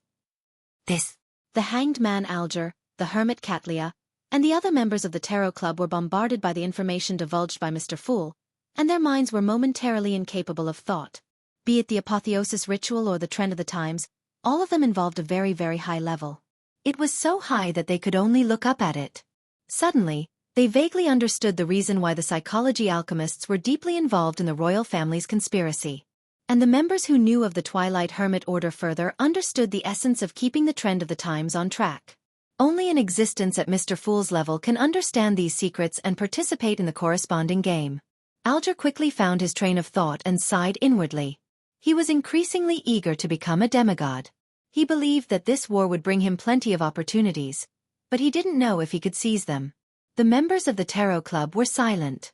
As their thoughts ran through their heads, the Fool Klein let out an inexplicable sigh. This was because he had no way of stopping this war. If it was only the matter of making George Ill's Black Emperor ritual fail, he could jump through some hoops and stretch himself out to affect it slightly. However, in this war involving the trend of the times, even if he was an angel, a Sequence 1 angel, there was no way he could affect the overall situation. Forcibly trying to stop it would only squish him under the rolling wheels of history. Apart from Adam, who has spent 1 to 2,000 years arranging for such a plot to play out, the rest of them, even the kings of angels, can only change certain situations but not the overall trend. Only a true deity at Sequence 0 can truly participate in this game. It's no wonder the Emperor said that only by becoming a god can he protect those who he wants to protect. The only thing I can do now is to make preparations for the resistance in the Rorstad archipelago. I hope they have the opportunity of being liberated from being colonies. Klein reined in his thoughts and made his gaze maintain a smiling look. He wasn't blindly opposed to everything about war.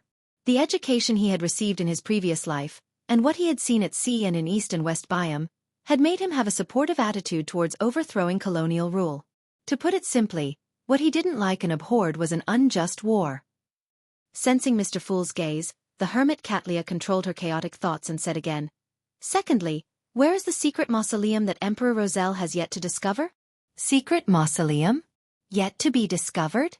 Furs became more focused as she felt that this was material for a best-selling novel that possessed all kinds of popular elements.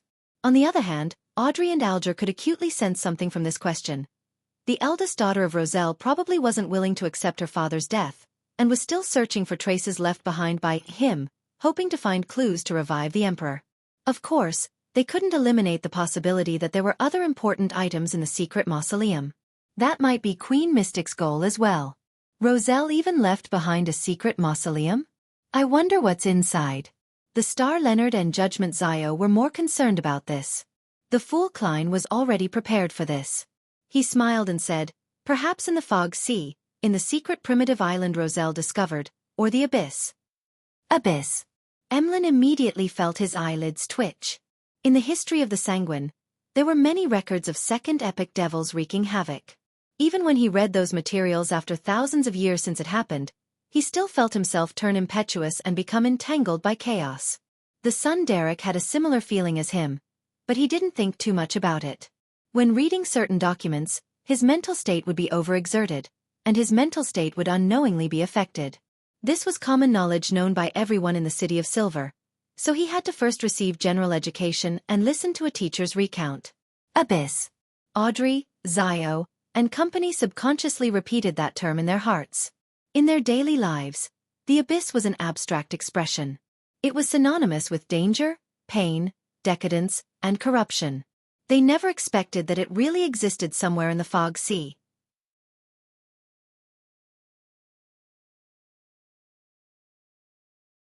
However, as a senior spectator, how could she not sense Furz's horror and fear towards Mr. World? She was looking forward to knowing what would happen when the two of them formally interacted. Audrey, this state of mind isn't good. However, this is the attitude of a spectator. Furz definitely wouldn't expect that the so-called crazy adventurer she fears is only a mask. Beneath it is a gentle and kind heart. I also have to work hard to digest the Dreamwalker potion. I should visit the dreams surrounding me every night. Audrey didn't show any changes in her expression or gaze as she maintained the attitude of a spectator.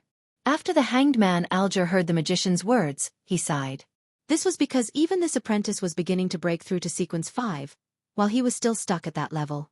The world and the hermit are already at sequence 4, justice, the sun, the moon, and the star are also all at sequence 5. Apart from the magician, the newly joined judgment is lower than my sequence. As his thoughts churned, Alger felt that stifled, a heavy feeling that was difficult to resolve. He wished he could immediately find an opportunity to make contributions and become a demigod, a cataclysmic interrer. He yearned to have a high position and be in a position of power. He wanted others to acknowledge and respect him and be submissive to him. He didn't wish to fall behind in the tarot club. Is that so? At the same time that Klein understood what Miss Magician was thinking, he suddenly recalled something. It was the identity that the other party had mentioned in front of Mr. Fool during a particular full moon. An ex-surgeon who was now a novelist. Will spreading the terrifying legends that I create into text form help me digest the bizarro sorcerer potion further? The more shocking, harrowing, terrifying, and incomprehensible the description in the novel is, the better the effects.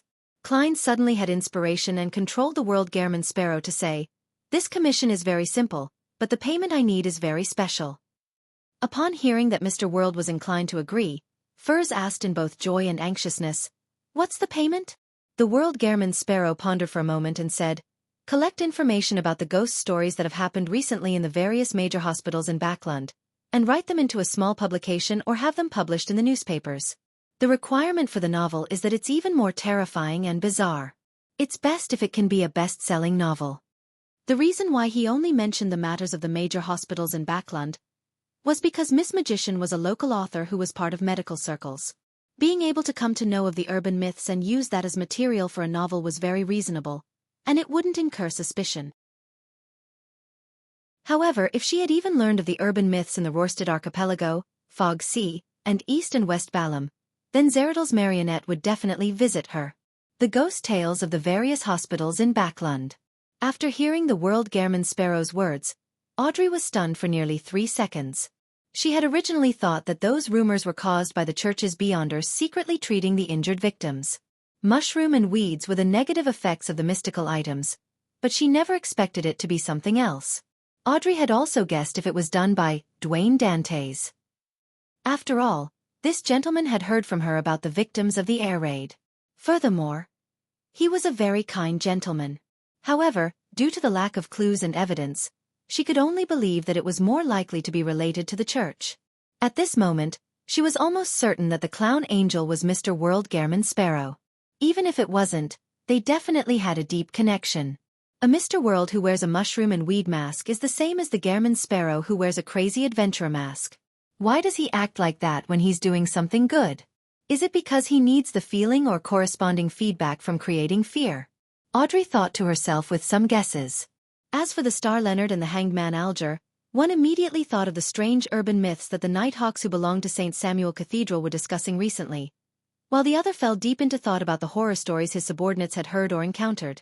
I've never really heard of such payment before. It's not like I'm writing a biography. Although there has been a recent war, the sales of newspapers and novels seem to have increased.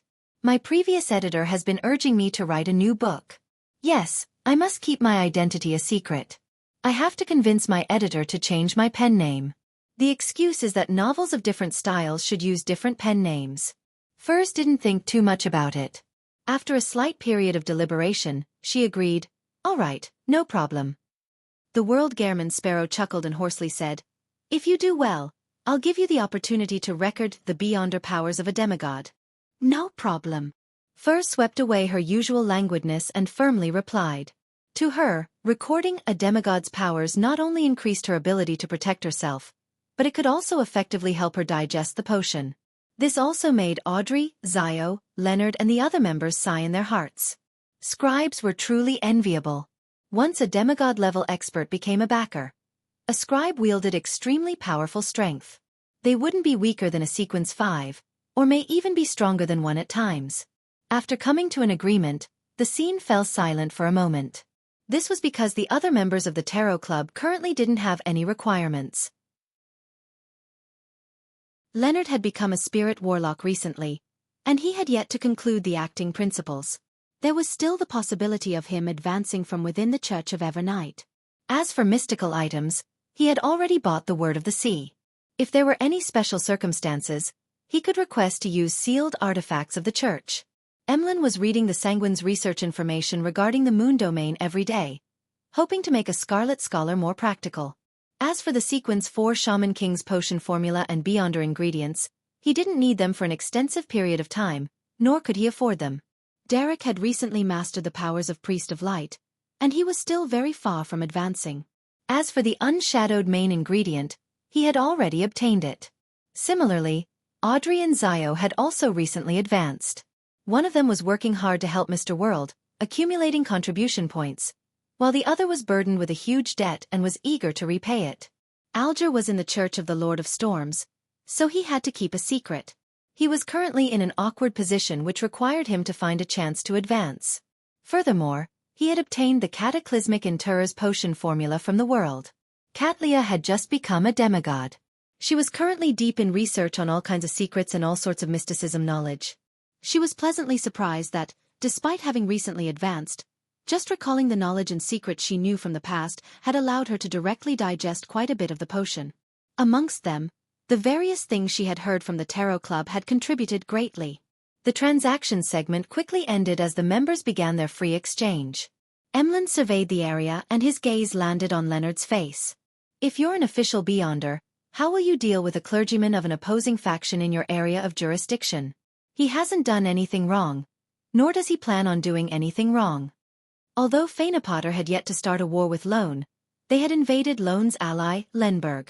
This made the believers and citizens living around the Harvest Church look at Bishop Utravsky in an increasingly odd manner. Leonard thought carefully and said, "Protective custody." Chapter 1102 Engaging Tigers to Hunt Wolves. Protective custody. That's quite a witty answer. As expected of a newly promoted Red Gloves team captain. When the fool Klein heard the star Leonard's answer, he couldn't help but laugh inwardly. He knew very well who Emlyn was referring to, and he knew quite a bit about Bishop Utravsky, who wished to be called a priest. He didn't really believe Emlyn White's claim that he hasn't done anything wrong, nor does he plan on doing anything wrong. This was because, to a deity's blessed or a zealot, their understanding of something wrong might be different from a normal person's. Of course, Klein never suspected Father Utravsky's claim that life was precious and his piousness an acknowledgement of a joyous harvest. But the problem was that the Church of Earth Mother also preached that lives were like plants, which would ultimately wither and die, returning to the embrace of the Earth Mother. They would then grow again when the next year came. A qualified bishop of the Church of Earth Mother wouldn't treat death in the same manner as the most ordinary of people. Regardless, Father Utravsky has to be controlled. This is both a form of protection for the Earth Mother's believers, as well as the citizens around him. It's also a form of protection for this half-giant bishop, in case some irredeemable situation occurs. While Klein was thinking to himself, Leonard, who had no lack of understanding of the Harvest Church, also understood the meat of Emlyn's question. He planned on leading his team members to confirm the situation in the next 2 days, taking the Earth Mother's blessed into protective custody with the help of the official organizations that were in charge of the area south of the bridge.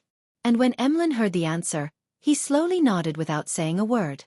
Seeing that he was silent, Leonard turned to ask a question he wanted to get some feedback on.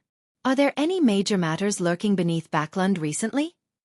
What he really wanted to ask was why his Red Gloves team had been left behind in the capital of capitals as a part of the reserve forces.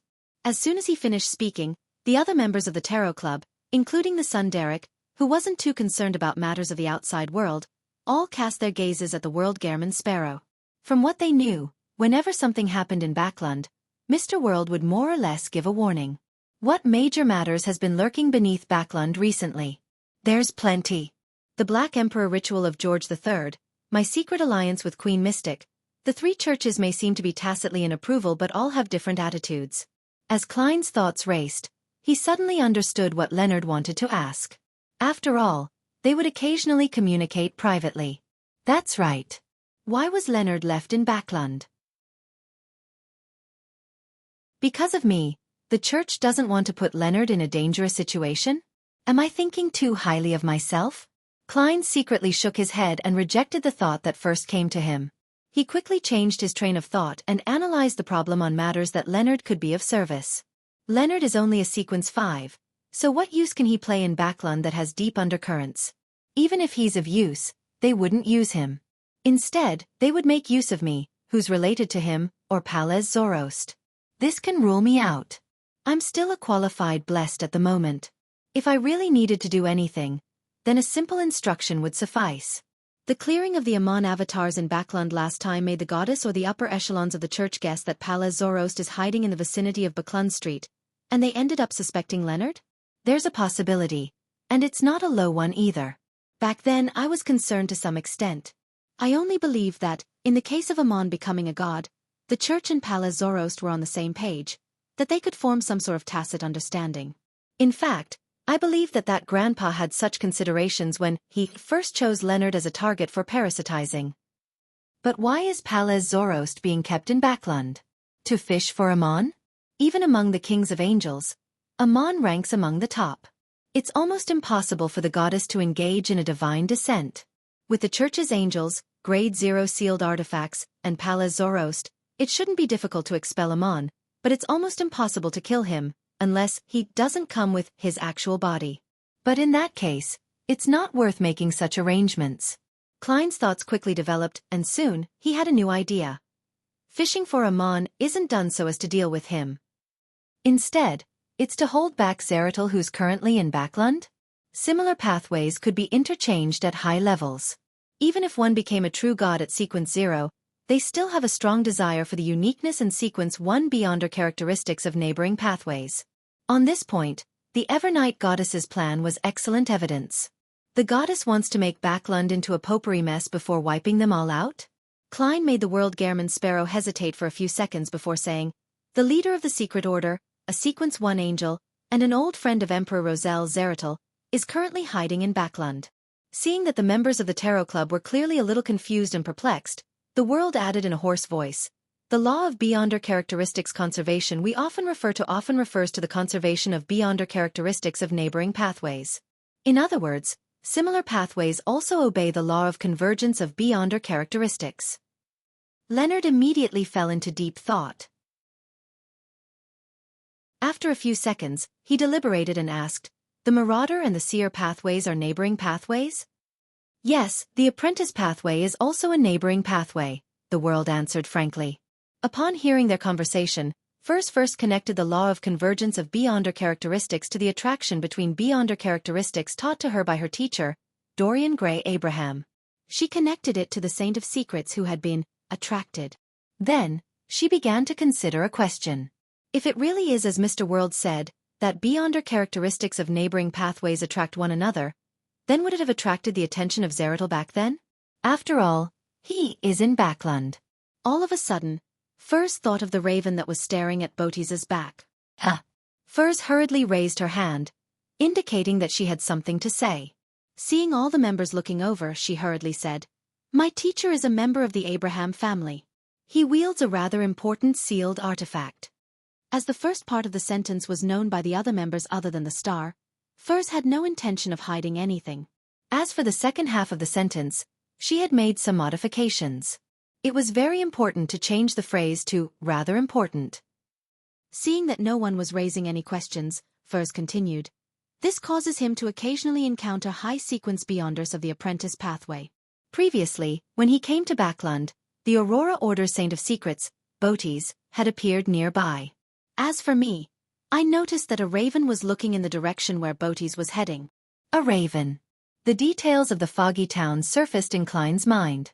At the top of the pitch-black cathedral, there were ravens flying around, as if they were holding a memorial or in grief. As for Zeratul's avatar, it was hidden inside the cathedral. Zeratul is used to using ravens as marionettes? Is this a mark left behind during his phase as a bizarro sorcerer? While in thought, Klein made the world speak. That might very well be Zeratul. I actually met a sequence 1 angel. Furs felt a sense of fear and horror. She then recalled how she and Zio had discussed Adam and thus ended up possibly targeted. For some reason, she had the illusion that she had become the protagonist of a novel. Despite being only a sequence 7 or 6, she had established connections with the kings of angels and sequence 1 angels. With this in mind, Furs hurriedly turned her head to Miss Justice and said, "Can you hypnotize me later into forgetting certain matters?" "I'm afraid that I might accidentally recall something and attract attention." "No problem." As Audrey answered, she glanced at Zio and nodded at her. As for the star Leonard, he had some ideas as well. He planned on discussing it with Old Man when he returned to hear his opinion. Klein didn't continue talking about the major matters that lurked beneath Backlund.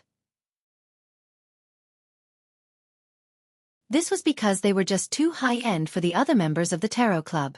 Not only were they unable to participate in it directly, but even having a complete understanding of them could bring about a disaster upon themselves. In this aspect, Klein's idea was that he could get the help of the members of the Tarot Club in certain segments, but it was like commissioning a bounty hunter to do something, without getting them too involved in the matter and figuring out the reason for the commission. It was a form of protection for them. At this moment, Alger looked around and said, "According to my observations, the Church of Storms isn't too enthusiastic about this war." "They aren't too enthusiastic? This doesn't match the image of the Church of the Lord of Storms. Although their teachings don't advocate combat and don't promote war, they definitely emphasize the need to treat their enemies like a storm and vent whatever anger they have on the spot." When Klein heard this, he felt a little surprised. He then combined his understanding of the deities and began his preliminary analysis. "According to my previous speculations, Storm, Sun, Reader, Spectator, and Shepherd can switch paths at high levels. There should be an immense conflict between them. As for the Lord of Storms, he is highly likely the wind angel of yesteryear. He had eaten Adam's father, the ancient sun god, the City of Silver creator. Even if he had tacitly allowed George III to become Black Emperor, it's impossible for him to sit back and watch Adam make use of the flood of the times to ascend to divinity. Therefore, the Church of the Lord of Storms is unwilling to have the war increase in scope and allow it to turn into a world war. Hence, he is trying hard to control his impulse. It must be really hard on them. This can explain why Lone and Intis would maintain their strange silence when Fainapotter invaded Lenberg, Mason, and Seeger. The Church of the Eternal Blazing Sun and the Church of the Lord of Storms are probably in a difficult position. They're unable to make up their minds. On the one hand, at the level of the deities, it isn't that there is no possibility of abandoning their alliance to deal with the Church of Knowledge. On the other hand, the battle strategies at the national level also prompts them to protect those countries. Forcefully breaking the perceptions built up by the citizens of a country would be an act that causes the anchors to become unstable. Also, once they participate in the battle, they would help Adam fulfill the conditions of his advancement to Sequence 0. Klein deliberately made the world silent for a moment before replying to the Hanged Man's intelligence. At present, this is inevitable. Chapter 1103 Hin/B. Klein didn't actually remember if he had told the Hanged Man and the others that the Sailor, Spectator, Sun, Reader and Secret Suppliant pathways were interchangeable, unless he used dream divination to recall it. However, since the Hanged Man had expressed his doubts towards the Church of the Lord of Storms, it meant that he hadn't thought about the interchangeability of both paths. Regardless of whether he knew it or not, or if he had yet to connect the two matters together, Klein believed that there was a need for him to explain things clearly. This allowed the members of the Tarot Club to grasp the true stances of the various major factions, thus letting them avoid many dangers. After the Hanged Man, Alger, and the others cast their gazes at him, he controlled the world Gehrman Sparrow and made him say in a low, uncertain tone, "The Storm, Sun, Spectator, Reader, and Secret Suppliant pathways are neighboring pathways. Likewise for Evernight, God of Combat, and Death. And neighboring pathways often become enemies. Of course, that's not absolute. At least the 7 deities have established an alliance." Upon hearing the world's reply, Alger first recalled Adam pushing for the flood of the times to become a god. Following that, thoughts flashed through his mind as he gained a certain level of understanding of the Church of the Lord of Storms' current attitude. This made him feel a rather special sense of superiority and joy. It was as if he had seen the essence of the matter, exceeding the level of most beyonders in the Church of the Lord of Storms. Similarly, Audrey had a brand new understanding of Intis's strange silence in this war. She was even more worried about the situation in Lenberg, Mason, and Seeger. In addition, she also knew that she could switch to Unshadowed, Cataclysmic Interrer, and to the corresponding Sequence 4 demigod of the Church of Knowledge and Wisdom she had recently met. As for the corresponding Sequence 4 of the Secret Suppliant pathway, it wasn't within her considerations at all. Of course, compared to other pathways, she still preferred manipulator. She liked the spectator pathway from the bottom of her heart. However, she also felt deep fear towards the upper echelons of the spectator pathway. Vin Rambus had left a rather bad impression on her. Adams, any mention of it will be known, had left her with a trauma.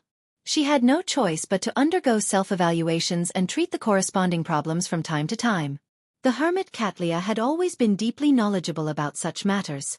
Apart from the information mentioned by the World Gehrman Sparrow, she also knew that the mystery prior and savant pathways were neighboring pathways that could be interchanged at high sequences. It was likewise for the arbiter and lawyer pathways, the prisoner and criminal pathways, the hunter and assassin pathway, and the planter and apothecary pathway. As the other members of the Tarot Club dispersed their thoughts, Alger said to the World Gehrman Sparrow, "Thank you for your answer." He didn't say exactly what insights he had gleaned from the answer. In fact, for an instant, Alger wanted to leave the Church of the Lord of Storms and switch to another pathway. This was better than waiting for a very slim chance in the church. However, he ultimately gave up on this idea. After all, his goal for a long time was to become a cardinal of the Church of the Lord of Storms. At present, he was beginning to yearn to be ranked first amongst the cardinal ranks, becoming an angel in charge of the mandated punishers or ascetics. As for the position of pontiff, Alger didn't yearn for it. This was because it was too close to the Lord of Storms, and he had many secrets he kept close to his chest. If he were to be chosen as pontiff, Alger suspected that he would be smote to ashes by a lightning storm that descended from the sky the moment he put on the papal tiara. Seeing that the exchange between the world and the hanged man had ended, Emlyn asked with curiosity, "Which pathway can the apothecary pathway be interchanged with?" Being from the sanguine race made them have no thoughts of switching to other pathways, as it would often mean that they had lost their identify. Therefore, Emlyn wasn't too concerned about such matters. "The planter pathway of the Church of Earth Mother," Katlia answered casually. "The planter pathway. Possessed by the Church of Earth Mother." Emlyn frowned as he vaguely grasped something. At this moment, Zio also asked, "Which pathway neighbors the arbiter pathway?" "Lawyer," Katlia answered simply. "Lawyer of the Black Emperor pathway." In other words, if I could become a Sequence 5, one would be able to switch to Sequence 4 the Black Emperor pathway.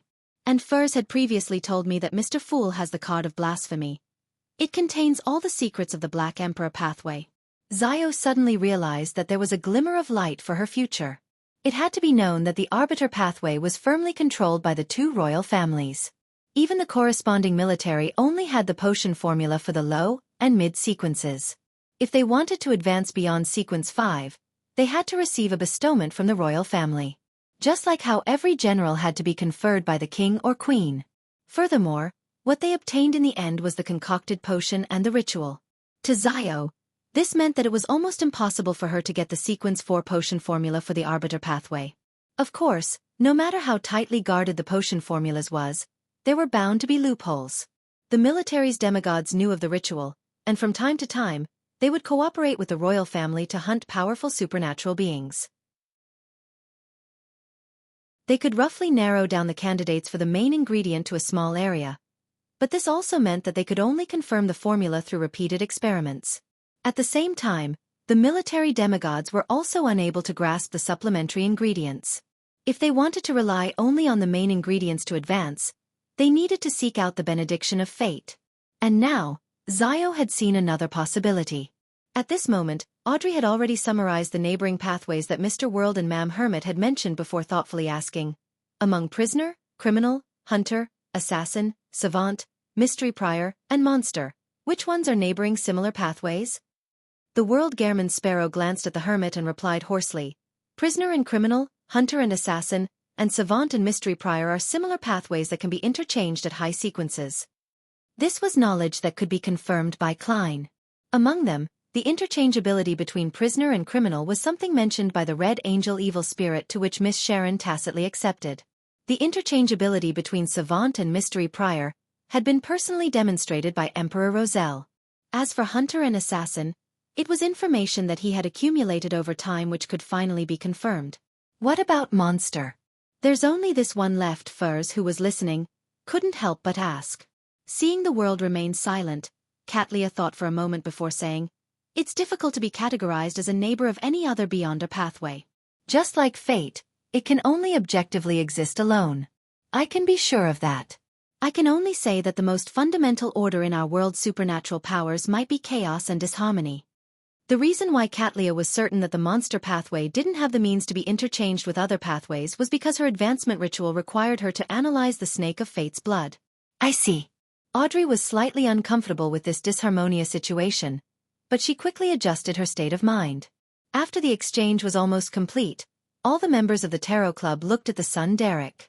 The youth said without any hesitation, "We've already set off. We're currently less than a day away from Afternoon Town. When we arrive, we'll be resting for another day or two before we begin exploring the giant king's court." The son's words made Alger, Katlia, and company suddenly feel like myths were entering reality. Compared to places like the ruins of the battlefield of the gods, the giant king's court was a symbolic entity that appeared in various legends and in different secret documents. What secret was it hiding? What was buried in it?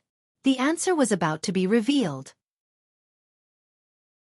Even though they had followed the World Gehrman Sparrow into the City of Miracles Liveseed, which was on par with the giant king's court, the Star Leonard and Justice Audrey were also secretly excited and looking forward to hearing more.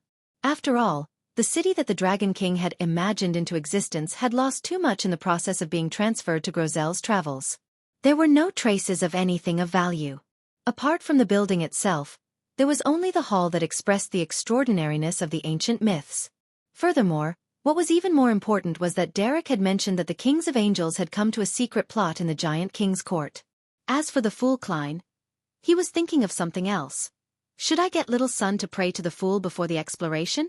Then, I'll use the Crimson Star and the Sea God Scepter to extend my vision to a certain distance so that I can watch a live broadcast. Yes.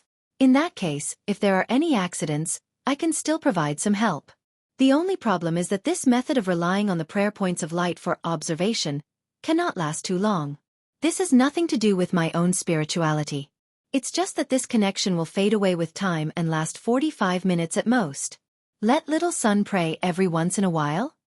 That's under the premise that it doesn't affect his battle or attract the attention of the people around him. In that case, my spirituality can probably last for 2 hours. It's not on the same level as my sequence 5. Heh. It's also because of my recent rapid digestion of the potion. After pondering for a moment, Klein didn't speak. He controlled the World Gehrman Sparrow to hint to the sun. Before exploring the giant king's court, you can pray to Mr. Fool and pray for good luck. In the process you can also pray many times. Mr. World really is a nice guy. After Derek sincerely thanked him, he hurriedly turned his body towards the end of the long mottled table. Then, he saw Mr. Fool, who was enveloped by the grayish-white fog, nod slightly.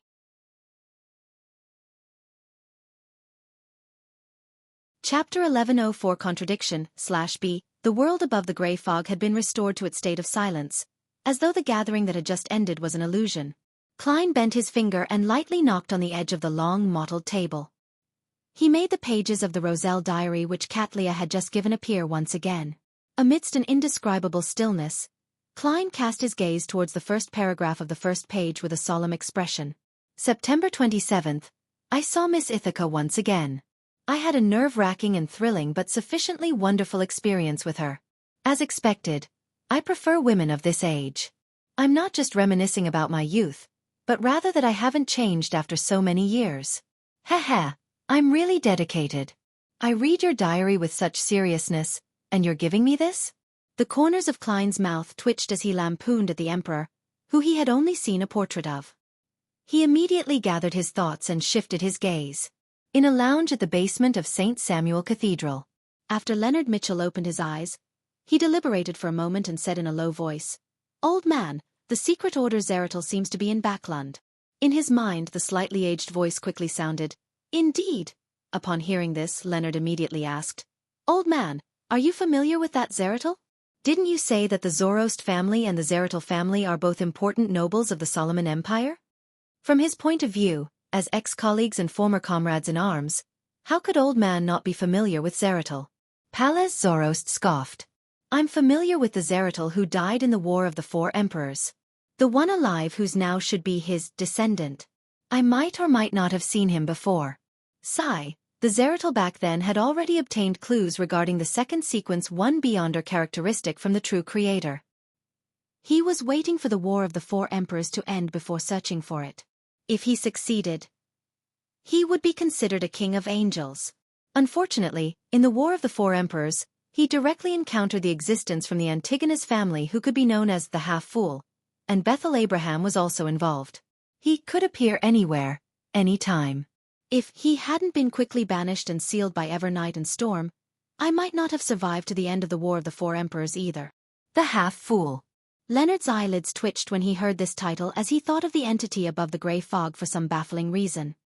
He then forced himself to control himself and directed his thoughts to something else. Even from the description of a bystander, Mr. Dorr was clearly one of the top existences among the kings of angels.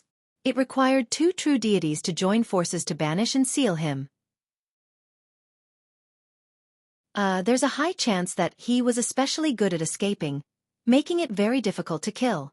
And back then, the battle situation was tense, so it was imperative to eliminate an enemy that posed a threat as soon as possible.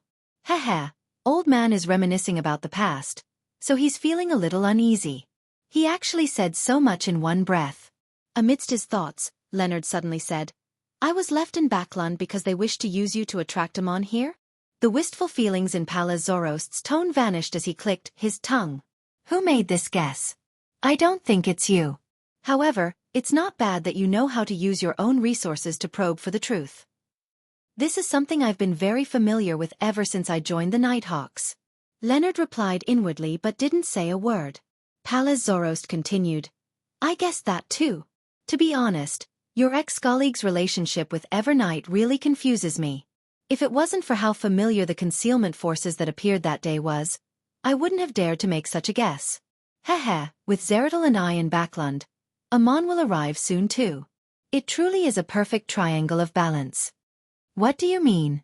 The concealment forces used to deal with Amon came from the Evernight domain, not Mr. Fool? Does this point that there is a certain level of cooperation between Mr. Fool and the goddess?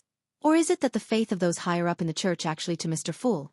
Leonard suddenly felt a strong sense of confusion and puzzlement regarding his position in the grand scheme of things. Seeing that Palaz was also quite confused, he converged his thoughts and didn't ask any questions regarding this. He frowned and said, 2 sequence 1 angels and a king of angels. Will this bring about a devastating disaster to Backland? He remembered that Amon was a terrifying existence that could kill countless people silently, and could even live happily as his victim. Using this as a reference, Zeratul, who was of a neighboring pathway, definitely possessed similarly terrifying powers. If he and Amon were to clash, half of Backland or the entirety of Backland could become the capital of death or the capital of bizarreness. Palaz Zorost laughed and said, balance also means that everyone will be very restrained. Besides, it's very likely that Amon won't let his true body enter Backland. At most, he will send a large number of avatars over. After all, the impossibility of a divine descent by Eve might doesn't mean that Storm or Steam can't. What do you mean? Leonard acutely grasped the key point in old man's words. Palaz Zorost's tone suddenly became more relaxed. Regardless of whether it's because of the war or for other reasons, Eve might is likely unable to interfere with the matters on the ground at the moment. Otherwise, why would she need to lure Amon over to form a balance? She directly set up a trap, and who knows, she might be able to capture Zeratul or scare the cowardly seer away. Did something happen to the goddess? Leonard suddenly turned nervous. The slightly aged voice replied, it might not be a bad thing and it might be a good thing. Without waiting for Leonard to ask further, Palaz Zorost sighed again. Amon was attracted to Backland by me. What about Zeratul? What about me? I think Zeratul is also here because of you, and you're in Backland because of me, Leonard pondered as he replied. Heh, why do you think you're in Backland? Palaz immediately scoffed. Leonard immediately replied, this is the arrangement of the church. It can't be the effect of the law of convergence of beyonder characteristics, right? That's not necessarily true. Palaz's tone turned a little stem. Most of the time, the law of beyonder characteristic convergence will not directly show in places where you can sense it. Most of the time it will influence fate. Just like when you board a train, you'll suddenly feel that the scenery along the way is beautiful and will get off the train in advance, resulting in you entering the small city. This might be because there are beyonders or mystical items of neighboring pathways around you. In other words, there are other things in Backland that attracts you and Zeratul here, and through you, my fate is affected, causing me to be arranged by the church to stay in Backland most of the time? Leonard asked in enlightenment, hoping to gain confirmation. Pallas Zoroast slowly sighed and said, that possibility can't be ruled out. Above the grey fog, Klein soon flipped to a diary page of value. November 21st. As I had made too many preparations in the early stages, I obtained that chaotic and terrifying Grade 0 sealed artifact even faster than I imagined. And then, after a difficult battle, and with some help, I finally restored it to a pure Sequence 1 Beyonder characteristic. In a few more days, the ritual will be completed. I should be able to advance to Sequence 1 Knowledge Emperor of the Mystery Prior pathway. November 26th. Sunny and breezy. The ritual was very successful. I digested it thoroughly, and my anchors were even more stable. There weren't many difficulties during the entire process. I'm already a Sequence 1 angel, a Knowledge Emperor. Bernadette no longer has to worry about the influence of the hidden sage. She can abide by the words do as you wish, but do no harm, and continue on this path. At the same time, the level of an angel at Sequence 1 means that I can greatly resist the notice and corruption from the cosmos. I can head to the Crimson Moon and see what's happening there. Regardless of whether Mr. Dorr is lying or not, everything points to the fact that the Crimson Moon is the key to the problem. If I wish to become a true deity, I have to figure out the reason. I'll make preparations for another 3 more days before attempting to land on the moon. That's one small step for man, one giant leap for mankind. Haha, don't quote me on that. Upon seeing this, Klein recalled the hysterical diary page of Roselle. He began to suspect that it was written after the Emperor's landing on the moon. Putting down the remaining unread diary pages, Klein began to use dream divination to recall the content he had read over the past year. He wanted to use the comparison to find clues to Roselle's abnormal mental state. Not long after, he saw a few lines of text in his dream. It was the last diary entry that was theoretically written by Roselle. I'm unable to give any actual suggestions because I myself can't see the true faces of the 7 deities or those evil gods. This might be partially related to the second blasphemy slate that the ancient organization hides. Unfortunately, one only have a rough idea of the hidden parts, and I'm unable to verify them. In this diary, the Emperor had even solemnly warned his friends to be careful of the moon. The dream suddenly shattered, and Klein snapped awake. There was an obvious look of fear in his eyes. He clearly remembered that, a long time ago, Roselle had confirmed that there was a hidden portion in the second blasphemy slate. July 19th. The night of the blood moon. Mr. Dorr's answer allowed me to confirm one thing. In that ancient secret organization, the second blasphemy slate I saw wasn't complete. The Emperor forgot? No, how could he have forgotten such an important matter? He only appeared a little extreme, and he didn't have much of a problem. Why did this happen?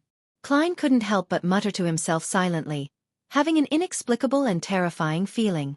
The last diary entry, or rather, the Emperor Roselle who wrote that sentence seemed to be another person. You're tuning in to the Xiaofan's Wuxia Tales YouTube channel. Don't forget to subscribe and join us on this journey to catch the most captivating stories.